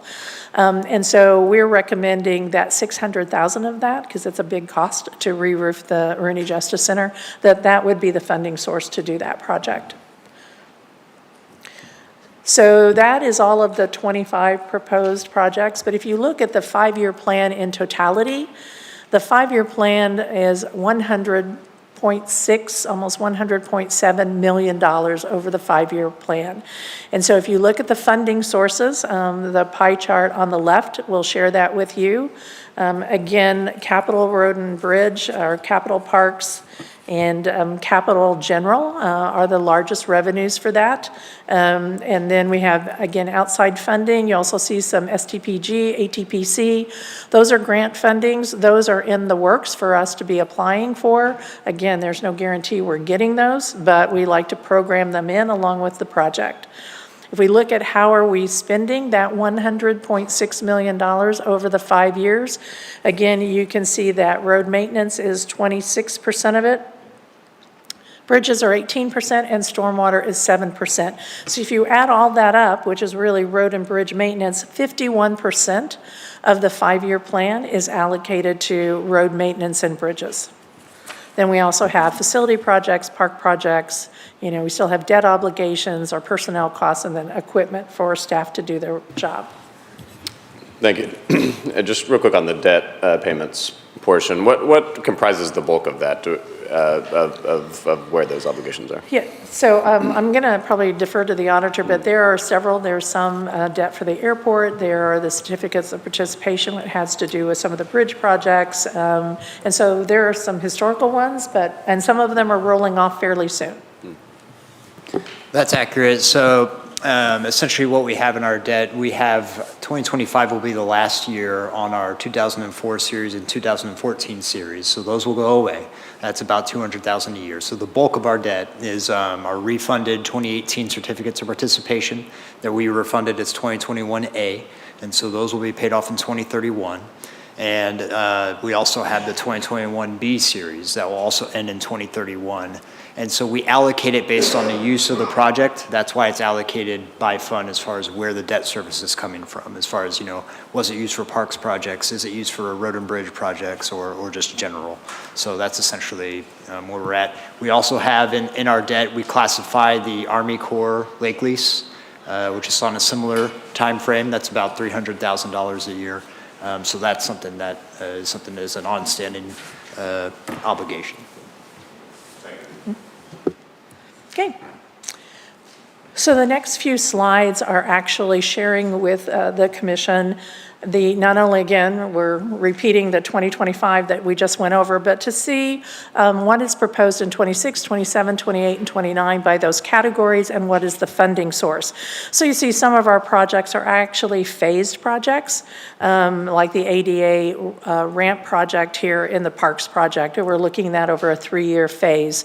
And so you kind of see, how that comes into play. A total over the 5-year program for parks projects is a little over $8.1 million in total. As we look at parks again, our personnel costs over that same 5 years.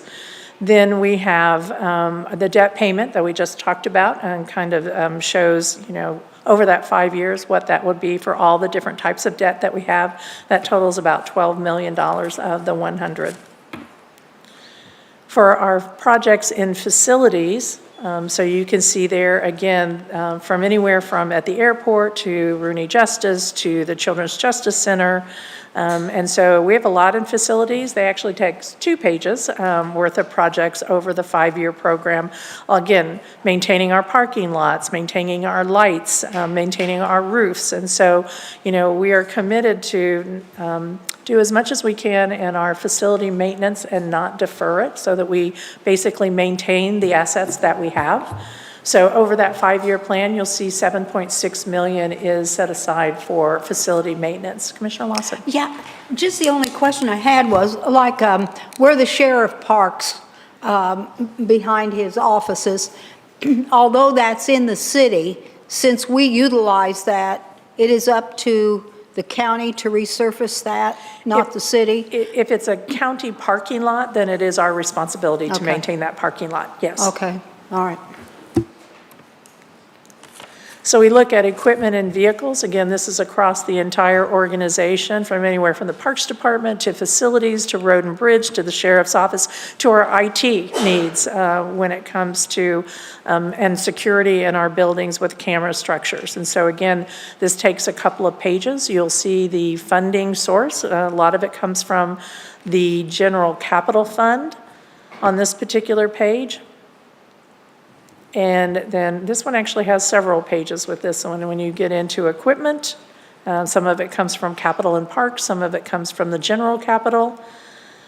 And then you see here then the grand total over that 5-year period for equipment, including, body-worn cameras for the sheriff's office, tasers, patrol vehicles, basically all the equipment across the organization from all the different departments.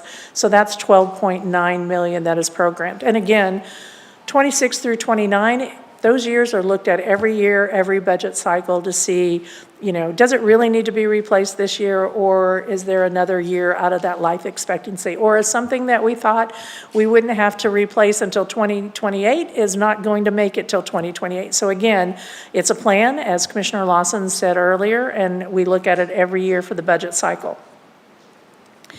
When we look at the road, this is a road maintenance program, and again, those are those standard maintenance projects.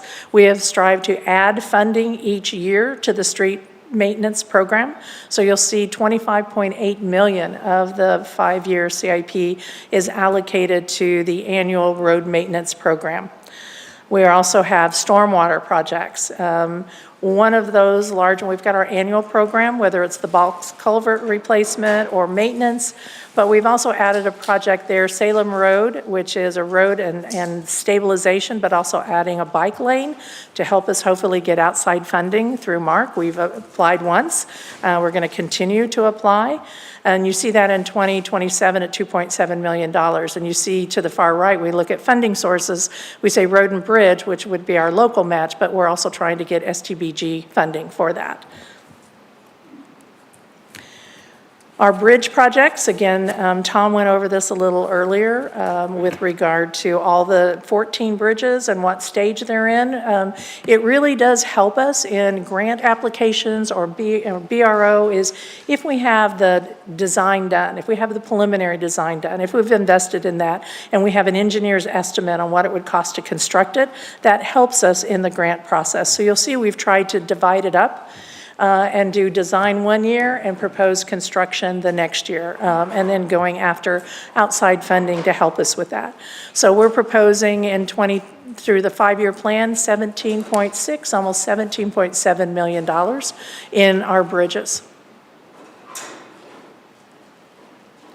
So leases, these are existing leases that we have on equipment. So you see some of those are only go through 20, apparently I missed 25, but 26, and then you don't see any more. That means that lease is done.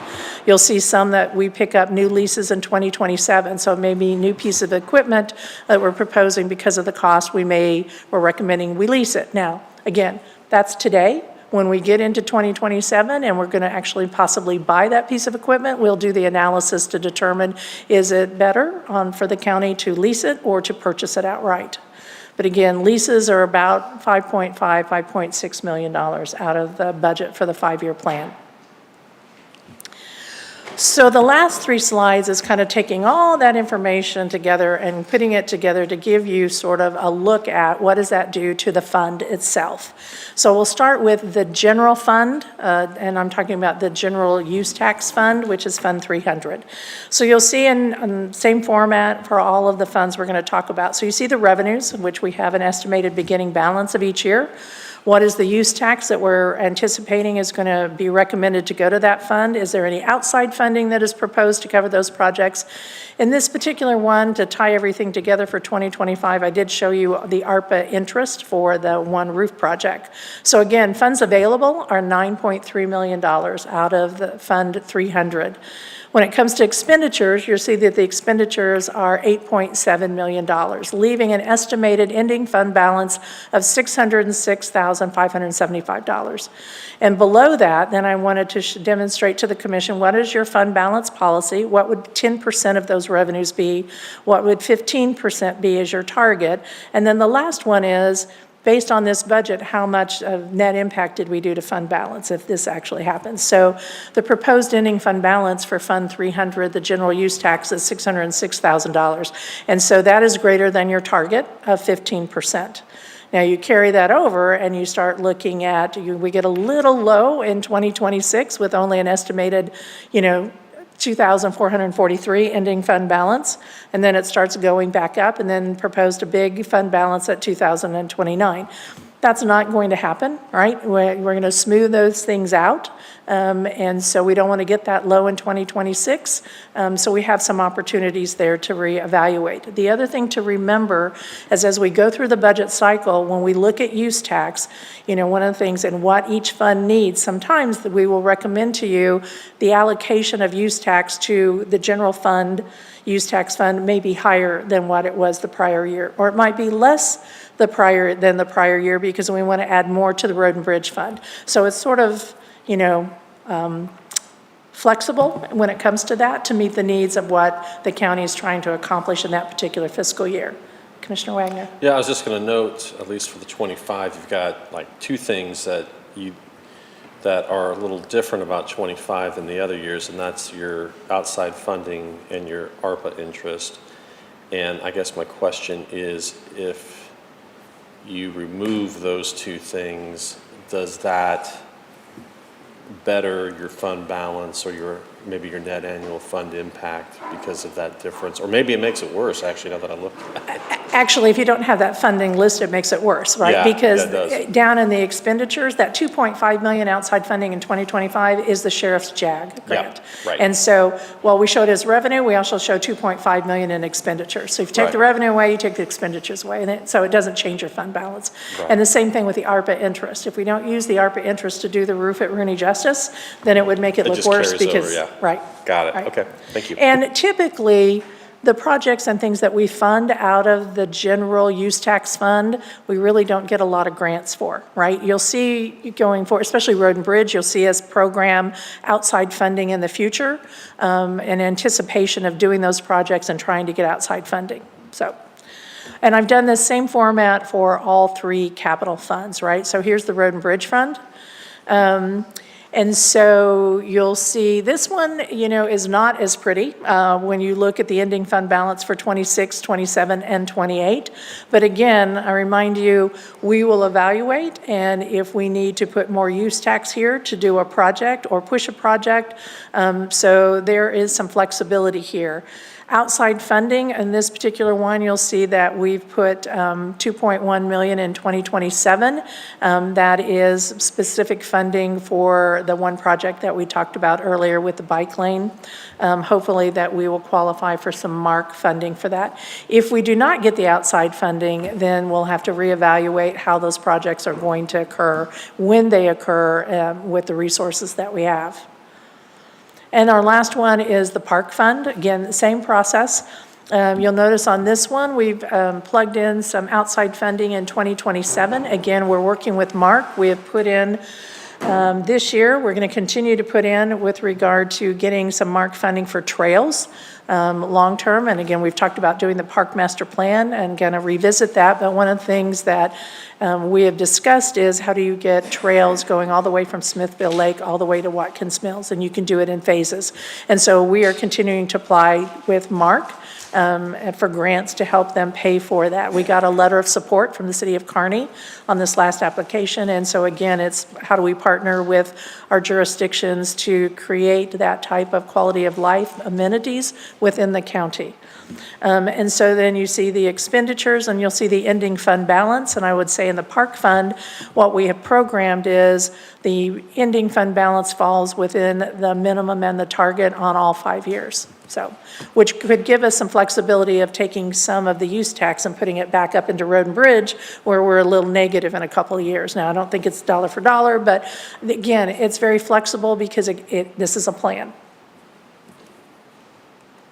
And with that, I stand for questions or deliberation about the budget as a whole. So as we move forward for adoption.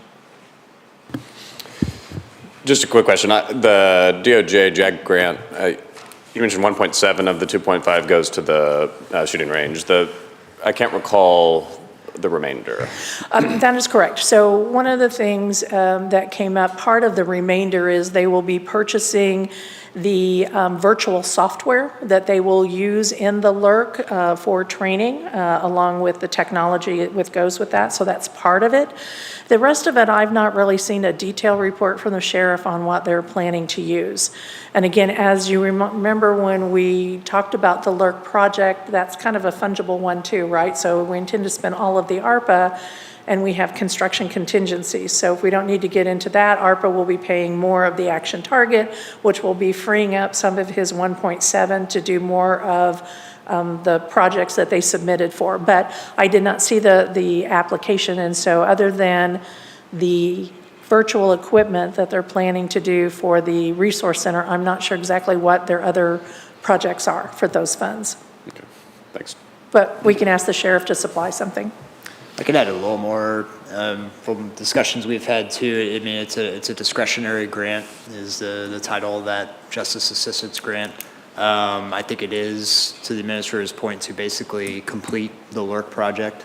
That was the basis of the application, but there is a list of equipment that they would just basically be able to use that on.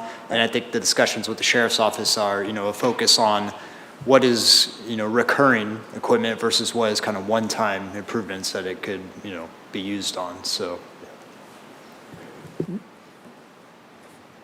Are there other questions, comments? I'll just throw out there, great job, looks good. Thank you. Well, thank you for that. And so kind of where we are, just as a recap for everybody, this started back on started for staff and the budget team and all the office holders many, many months ago, and appreciate all their hard work.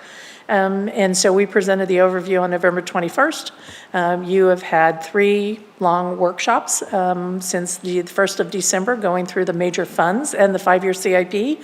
I would say it looks like we do not need to have tomorrow's meeting that we had scheduled if needed, because we've covered it all today, which means then the public hearing and the budget adoption would be scheduled for January 9th, which is your first meeting of the year.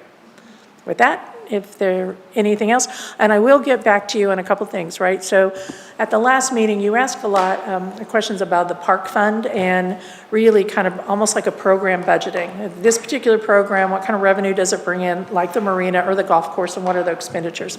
And while we won't probably get into the amortization and the detail of it, we can give you, and we are working on that, of just what are the programmed revenues for next year, what are the operating costs, and then we'll show you capital and the capital money that's covering that. So we will give that information to you. It's still taking a little bit more time, so we'll send that out to the commission and then certainly be able to answer any questions that you have about that. And then the second item is I will get back to you on the KCADC, information about that and what the membership cost is, whether there could be 2 seats, whether the EDC would be willing to cost share that, and so we'll get information back to the commission on that. If I may, I do appreciate the first point you made, and I know we kind of even touched on it a little bit with Commissioner Withington's comments. I would love to see that, because it does seem to me, just as we have built certain percentages and goals within our financial policies, it does seem to me that on that kind of revenue recovery, that is another area where perhaps this body may want to give guidance. I do submit that because there are taxes that fund those things, that I am comfortable, maybe others are not, with the idea that you're going to subsidize some of this at some level. But it does seem to me that if we have that information, that can lead a good discussion as to what is the what is a proper recovery that we should see from all of those different businesses. Right, and I think the report we're going to give to you on the 25 budget is, sort of what I would say, general information. But I would say that as we move through the park master plan study, Yeah. and what does that look like, what amenities, what do our citizens want out of our parks, right? And then how do you fund that? And then also that, what do we have now and how is it being funded? And what is the cost recovery? What for the fee structure look like? And what is acceptable to subsidize? And what do we want to be basically, you want 100% recovery costs for that. So those are all discussions and philosophical discussions that the commission should be having. And when the study is done, that should be incorporated into that. And that would be a policy that the commission would approve. Perfect, thank you. One comment, actually two comments. The first comment is thank you very much. Again, another outstanding job with this budget process and everything that you and your team have done, so I appreciate that. Getting in the weeds a little bit, I just want to kind of throw out for everybody else to hear a conversation that you and I have been having, and I've been having with the county prosecutor, and that is my opinion. I've said it before, is that I think our county prosecutors, assistant prosecutors, are underpaid. I know there's a salary study that's taking place right now, and maybe the best thing to do is wait for that. I've been in contact with the county prosecutor again this morning, and I'm going to have him reach out to you and I discuss and pray. He's going to reach out to you. You'd have to have some discussions on how we make this go forward. But our prosecutors, our attorneys are making on average, I took the average of all the prosecutors, left out the prosecutor, but the assistant prosecutors, on average they make about $76,000 a year as an attorney, which means some make a lot less than that, or a little bit less than that, but that's the average, 76. I think that's pretty low. And when it comes to hiring and retention, as well as, you get what you pay for. That sounds bad, like I'm not happy with the assistant prosecutors we have now, but we have to be competitive. So just know that that's a concern of mine. I want to say that publicly. I know I've said it privately to you and the prosecutor. With this class and comp study coming out, I know there's about $1 million, I think, in this budget that we set aside to fix some of those inconsistencies that we may find in a class cup. So I just want to make sure that my opinion, and of course there's 7 of us, but my opinion is that those assistant prosecutors should be up there near the top when that discussion takes place. And I'm certainly going to be talking more about that. But like I said, he's going to reach out to you and talk about that. Right, and just as the commission may recall, so what is in the 2025 budget for the prosecutor's office, pretty much everybody is 5% of a salary adjustment, with the exception of our detention officers and the prosecutor's office, which we funded 8% of all of their personnel costs. And so I think, some preliminary discussions, I think the prosecutor wants to talk about how does that allocate based on some things, and we will certainly work with him on that. As I said, the pay study is, we've seen some preliminary things. We're continuing to work on that. I sent you all an update in an email that came from our consultant about what has been done, where are we right now, what do we need to do to move forward, and probably, hopefully, have something to the commission for consideration in February. But one of those steps before we get to that is the consultant sitting down with the office holder or the department head and saying, here's what the study found, here's where your people are, here's what I'm recommending, and have that dialogue. So a lot of those things, those conversations will take place, and then the consultant will step back and modify whatever that looks like before the final recommendation comes to the commission. And just for the rest of the commission, my conversations with Zach, our county prosecutors, is not all prosecutors are created equally. And there's some special, and not all attorneys in general, there's some specialists I think that he would like to see, let's say sex crimes. Those who prosecute sex crimes, that's kind of a specialty area that not just everybody does. And you could say the same thing for murders and some violent crimes, but and to get someone like that, it's going to cost a little bit more money. When you look at outside the city prosecutor's office, we have some specialty attorneys that are in some of the different offices around the county as well. And they're making, in some cases, significantly more than our prosecutors are making, our assistant prosecutors are making. So just know that's some of the conversations behind the scenes. No action to take right at this point, but I just want people to know that conversations that I've been having behind the scenes, and they may come up in future discussions. That's all. Thank you. You know, I don't have a problem with that in a lot of ways, but they're going to get a 5% increase, 5% on, what do you say, 70-some thousand that they make? About 76 on average. 76 with an additional 5%. Well, they're You getting know, more than 5%. They're actually, we funded 8% for the 8%. prosecutor's office. 8%, yeah. And you know, I'm not trying to be argumentative or anything, but I see the rest of these people in all of these other departments knocking their lights out with this 190 thing. As I started dealing with more of our staff on that, you see the unsung heroes of this county, and they get the leavings. They all, you know, the law enforcement gets the largest percentage, and I'm a law enforcement lady, so you know I want to see them be protected and all of that they need to. But I also want to see in this study that we really take the time to look at these other departments and look at these other people that are out there working their butts off for us. And I don't think that they're kind of unsung. Nobody, you know, the rest of these guys are getting $76,000. There's some of these gals in the clerk's office that kill for $76,000. You know, I realize they're not as specialized. I realize they're not as well educated and all of that. But I want to be very, very fair as that study comes through, that we look at everybody and look at what we can do for them too. Right, and so, you know, again, with how a study works is, you know, you look at every position and you look at the market. So many of our positions we're comparing only to another public sector, right? You know, sheriff deputies are compared to other deputies and law enforcement. But we have a number of employees across the organization that we compete not only with the public sector, the public sector, but the private sector, right? Whether you're talking about administrative staff, you're talking about accountants, you're talking about construction, facilities people. And so the study has taken that also into consideration to make sure that we're competitive. So, and that data will be part of the analysis and study that's brought forward, and will be when they sit down with the department heads too. Well, you know, that just brings a question forward. Sorry to delay everybody, but so our attorney, our personal attorney for the county, he has other people that he takes on as clients, and he's not just exclusively our baby, you know. And what about these assistant prosecutors?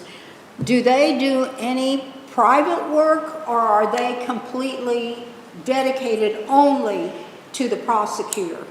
They're full-time hours. If they do Okay, things they're on the ours side, full-time. Okay. like all of our employees, they can do whatever they want on the side for the most part, but I don't know about attorneys. There but are some they're positions, full-time for us. if they're going to have outside work, it has to be approved by the department. Sure. For example, deputies, you know, can't just go do any outside work. Right. I can't answer that about the prosecutors, assistant prosecutors, whether the prosecutor allows them to do other legal work on the outside, and that would have to be something I'd have to ask the prosecutor. Okay.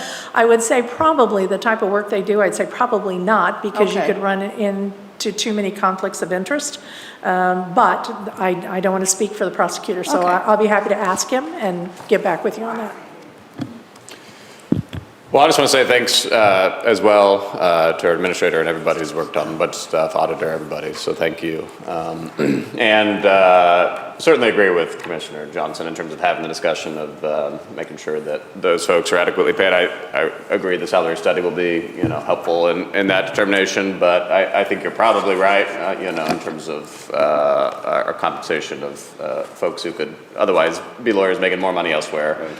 And I tend to agree, you get what you pay for. I think that's true across not only the public sector, but the private sector as well, And so there are reasons to pay people well if you want to have good outcomes. And when it comes to law enforcement, it is important, I think, to keep that part of the law enforcement process well-funded as well as we look to make that a public safety priority in this county. I think that is a piece that can get a little overlooked in those discussions, and I think it's important. So look forward to talking about that more next year, because I assume with the salary study, the idea here is that to the extent that those positions, might pay a different amount of money, that would be the following year's budget that we would be looking at. Do I have that right? Well, so what will happen is with the adoption of this budget come January, we will adjust employee salaries based on, are they getting the 5% salary adjustment? Are they getting the $7,000 as a detention officer, or in the prosecutor's office, what that looks like with the 8%. So that will happen in January for all employees. Then what we have in the 25 budget is $1 million, a little over $1 million, that's set aside. So when the consultant comes forward with the pay plan, one of the things they'll say is, well, here's this position should be in this range. Oh, by the way, here's all these people that are in that position. Here's their current salary after the adjustments in January. So do they fall below the minimum, or do they need to get an additional adjustment to be within the new pay study? So that's what that $1 million would go for. So there could be some additional adjustments for people and positions in addition to what we would normally do. Yeah, no, that's helpful to know. So the way we envision it is we pass the budget, then at some number of months into the year, when we feel confident in the results and we have whatever discussions we want to have, that we would utilize the $1 million, yes, 2 or 3 months or 4 months into the year and go ahead and adjust salaries at that time. Yeah. Tentatively right now, I believe the consultant is hopefully in planning that it will be before the commission sometime in February with a plan. Now, you may not like the recommendation, and you may ask the consultant to do some other things, and so they may have to go back. But at some point, I would like to hope within the first quarter of 2025, you will have an adopted new pay plan and structure. And then as part of that, it will be identified how that $1 million will go to adjust people into the new pay structure. Yep. And that would happen then, second quarter, possibly. Yeah, it makes sense. Thank you. Yeah. Thanks. I agree with what seems to be the general thought process here is that I would go even further to say that, you get what you pay for. I would say that at the moment we are getting more than we're paying for, and we should count ourselves fortunate where we're at right now, but we shouldn't rest on those laurels. So I certainly agree with the commission and sentiment that's being expressed. It is all the more important, as Commissioner Johnson pointed out, that we make sure that we have the report in hand so that we're not in a position of saying we just think, this person should make more and that person should make this much more. This gives us an authoritative third-party source where we can say these decisions were made after the contemplation, thought, and study, because at the end of the day, we have a pie that is only so big. We're going to have to cut fairly finely in some cases. And so having that give us some guidance in the deliberations that we make going forward is going to be all the more important, because we are going to have to, there's going to be some hard decisions that have to be made, and I think having a document like that is going to be something that we are going to find invaluable going forward. So I find myself in agreement with the Commission's general tenor that we value, particularly everybody, but the prosecutors' staff is who we're talking about right now. We value them all, but we have to come up with a consistent and a fair plan on how it is we essentially slice up this pie and distribute it among our workers. Yeah, and if I could just touch base again, a compensation and classification study does not focus on individuals. It focuses on the position and the roles and responsibility of the position and where it should be in a pay structure. Then you take those individuals that have that position, what they're currently making, and how does it fall into the structure. We will have some individuals that will probably be below the minimum of the new structure that their salary range is for that position. And so those would be the first individuals we want to take care of, right? And so, you'll have some options beyond that, but I want to reiterate, this is not looking at individuals, it is looking at job positions, roles and responsibilities. How does that job compare to the market? And how does it work internally with internal equity for position to position, not person to person? Well, yeah, I kind of misspoke there, but yeah, obviously these are going to be classified towards the classifications we have for workers. I kind of think of it in terms of while we have employees who are a certain classification, they are individuals and they are people. So I kind of look at them, when I'm looking at our employees, I'm looking at them as a person, not necessarily as a certain classification, but yes, for the salary, purposes of salaries, yes, it has to be that way. So I kind of had a little poetic license there, I guess. If there's anything else, yes, Commissioner. Just a comment that the administrator made that I was hoping she was going to make related to the market and how our pay scale compares to the market. I tend to agree. I do agree with the sentiments. I don't want to be the training ground for someone else, because then they should pay us for doing that. But there's probably a discussion to be had once we have this, as far as where do we benchmark ourselves? We kind of have had this discussion related to the sheriff's deputies and the salaries of that office, whether we are wanting to be at the middle of that scale, the top of that scale, whatever that may be. And I know you know where I'm going with this, because depending on where you want to be in that scale, there is a dollar sign that's associated with it. So how do you not be someone else's training ground? You're paying enough that people want to stay within the organization, but not too much where you break the bank. And so I'm going to let them try to figure out that magic, but at least that's how I look at what I hope to see that comes back. Well, you're absolutely correct. And so the other thing is when you look at that philosophy, because you can be anywhere, right? You can be in the 75th percentile, which is the market, which is your mid-range, right? And so, but part of it also is what can you afford to do and implement? And so where we may end up this first round may not be what you eventually want to be. So you may want to be at 60%, right, of the market. You want your midpoint to be 60%, and we may not be able to get there.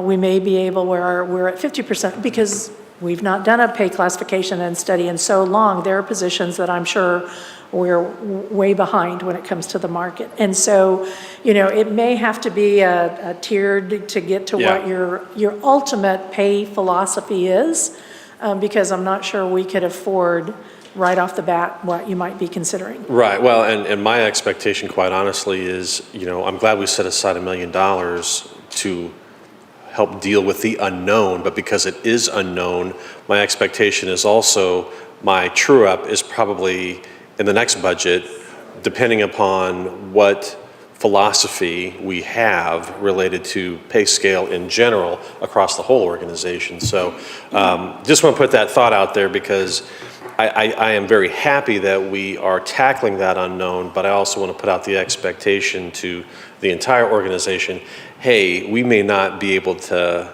do what you would like for us to do, but we're going to try our best to get there. So thank you. If there are no other comments or observations to be made, we'll go ahead and round this meeting off. Thank you very much for such a concise and also getting us finished a day early than we had possibly anticipated. That doesn't happen very often. And thank you for your attention and being here for all the meetings. And again, I want to put a shout out to all the employees and certainly anyone that's been involved with the budget. And that's not just the people that you heard from during these workshops. They have staff behind the scenes that put a lot of research and numbers together, and our office holders, and appreciate everybody's collaboration, because as we know, with any budget, there's always more wants, needs, and desires than you have funds. And so everybody worked very collaborative together to put together this budget for you. Once again, thank you very much, and all involved in putting together this presentation. We look forward to taking it up in the new year when we meet again. Thank you. We are adjourned.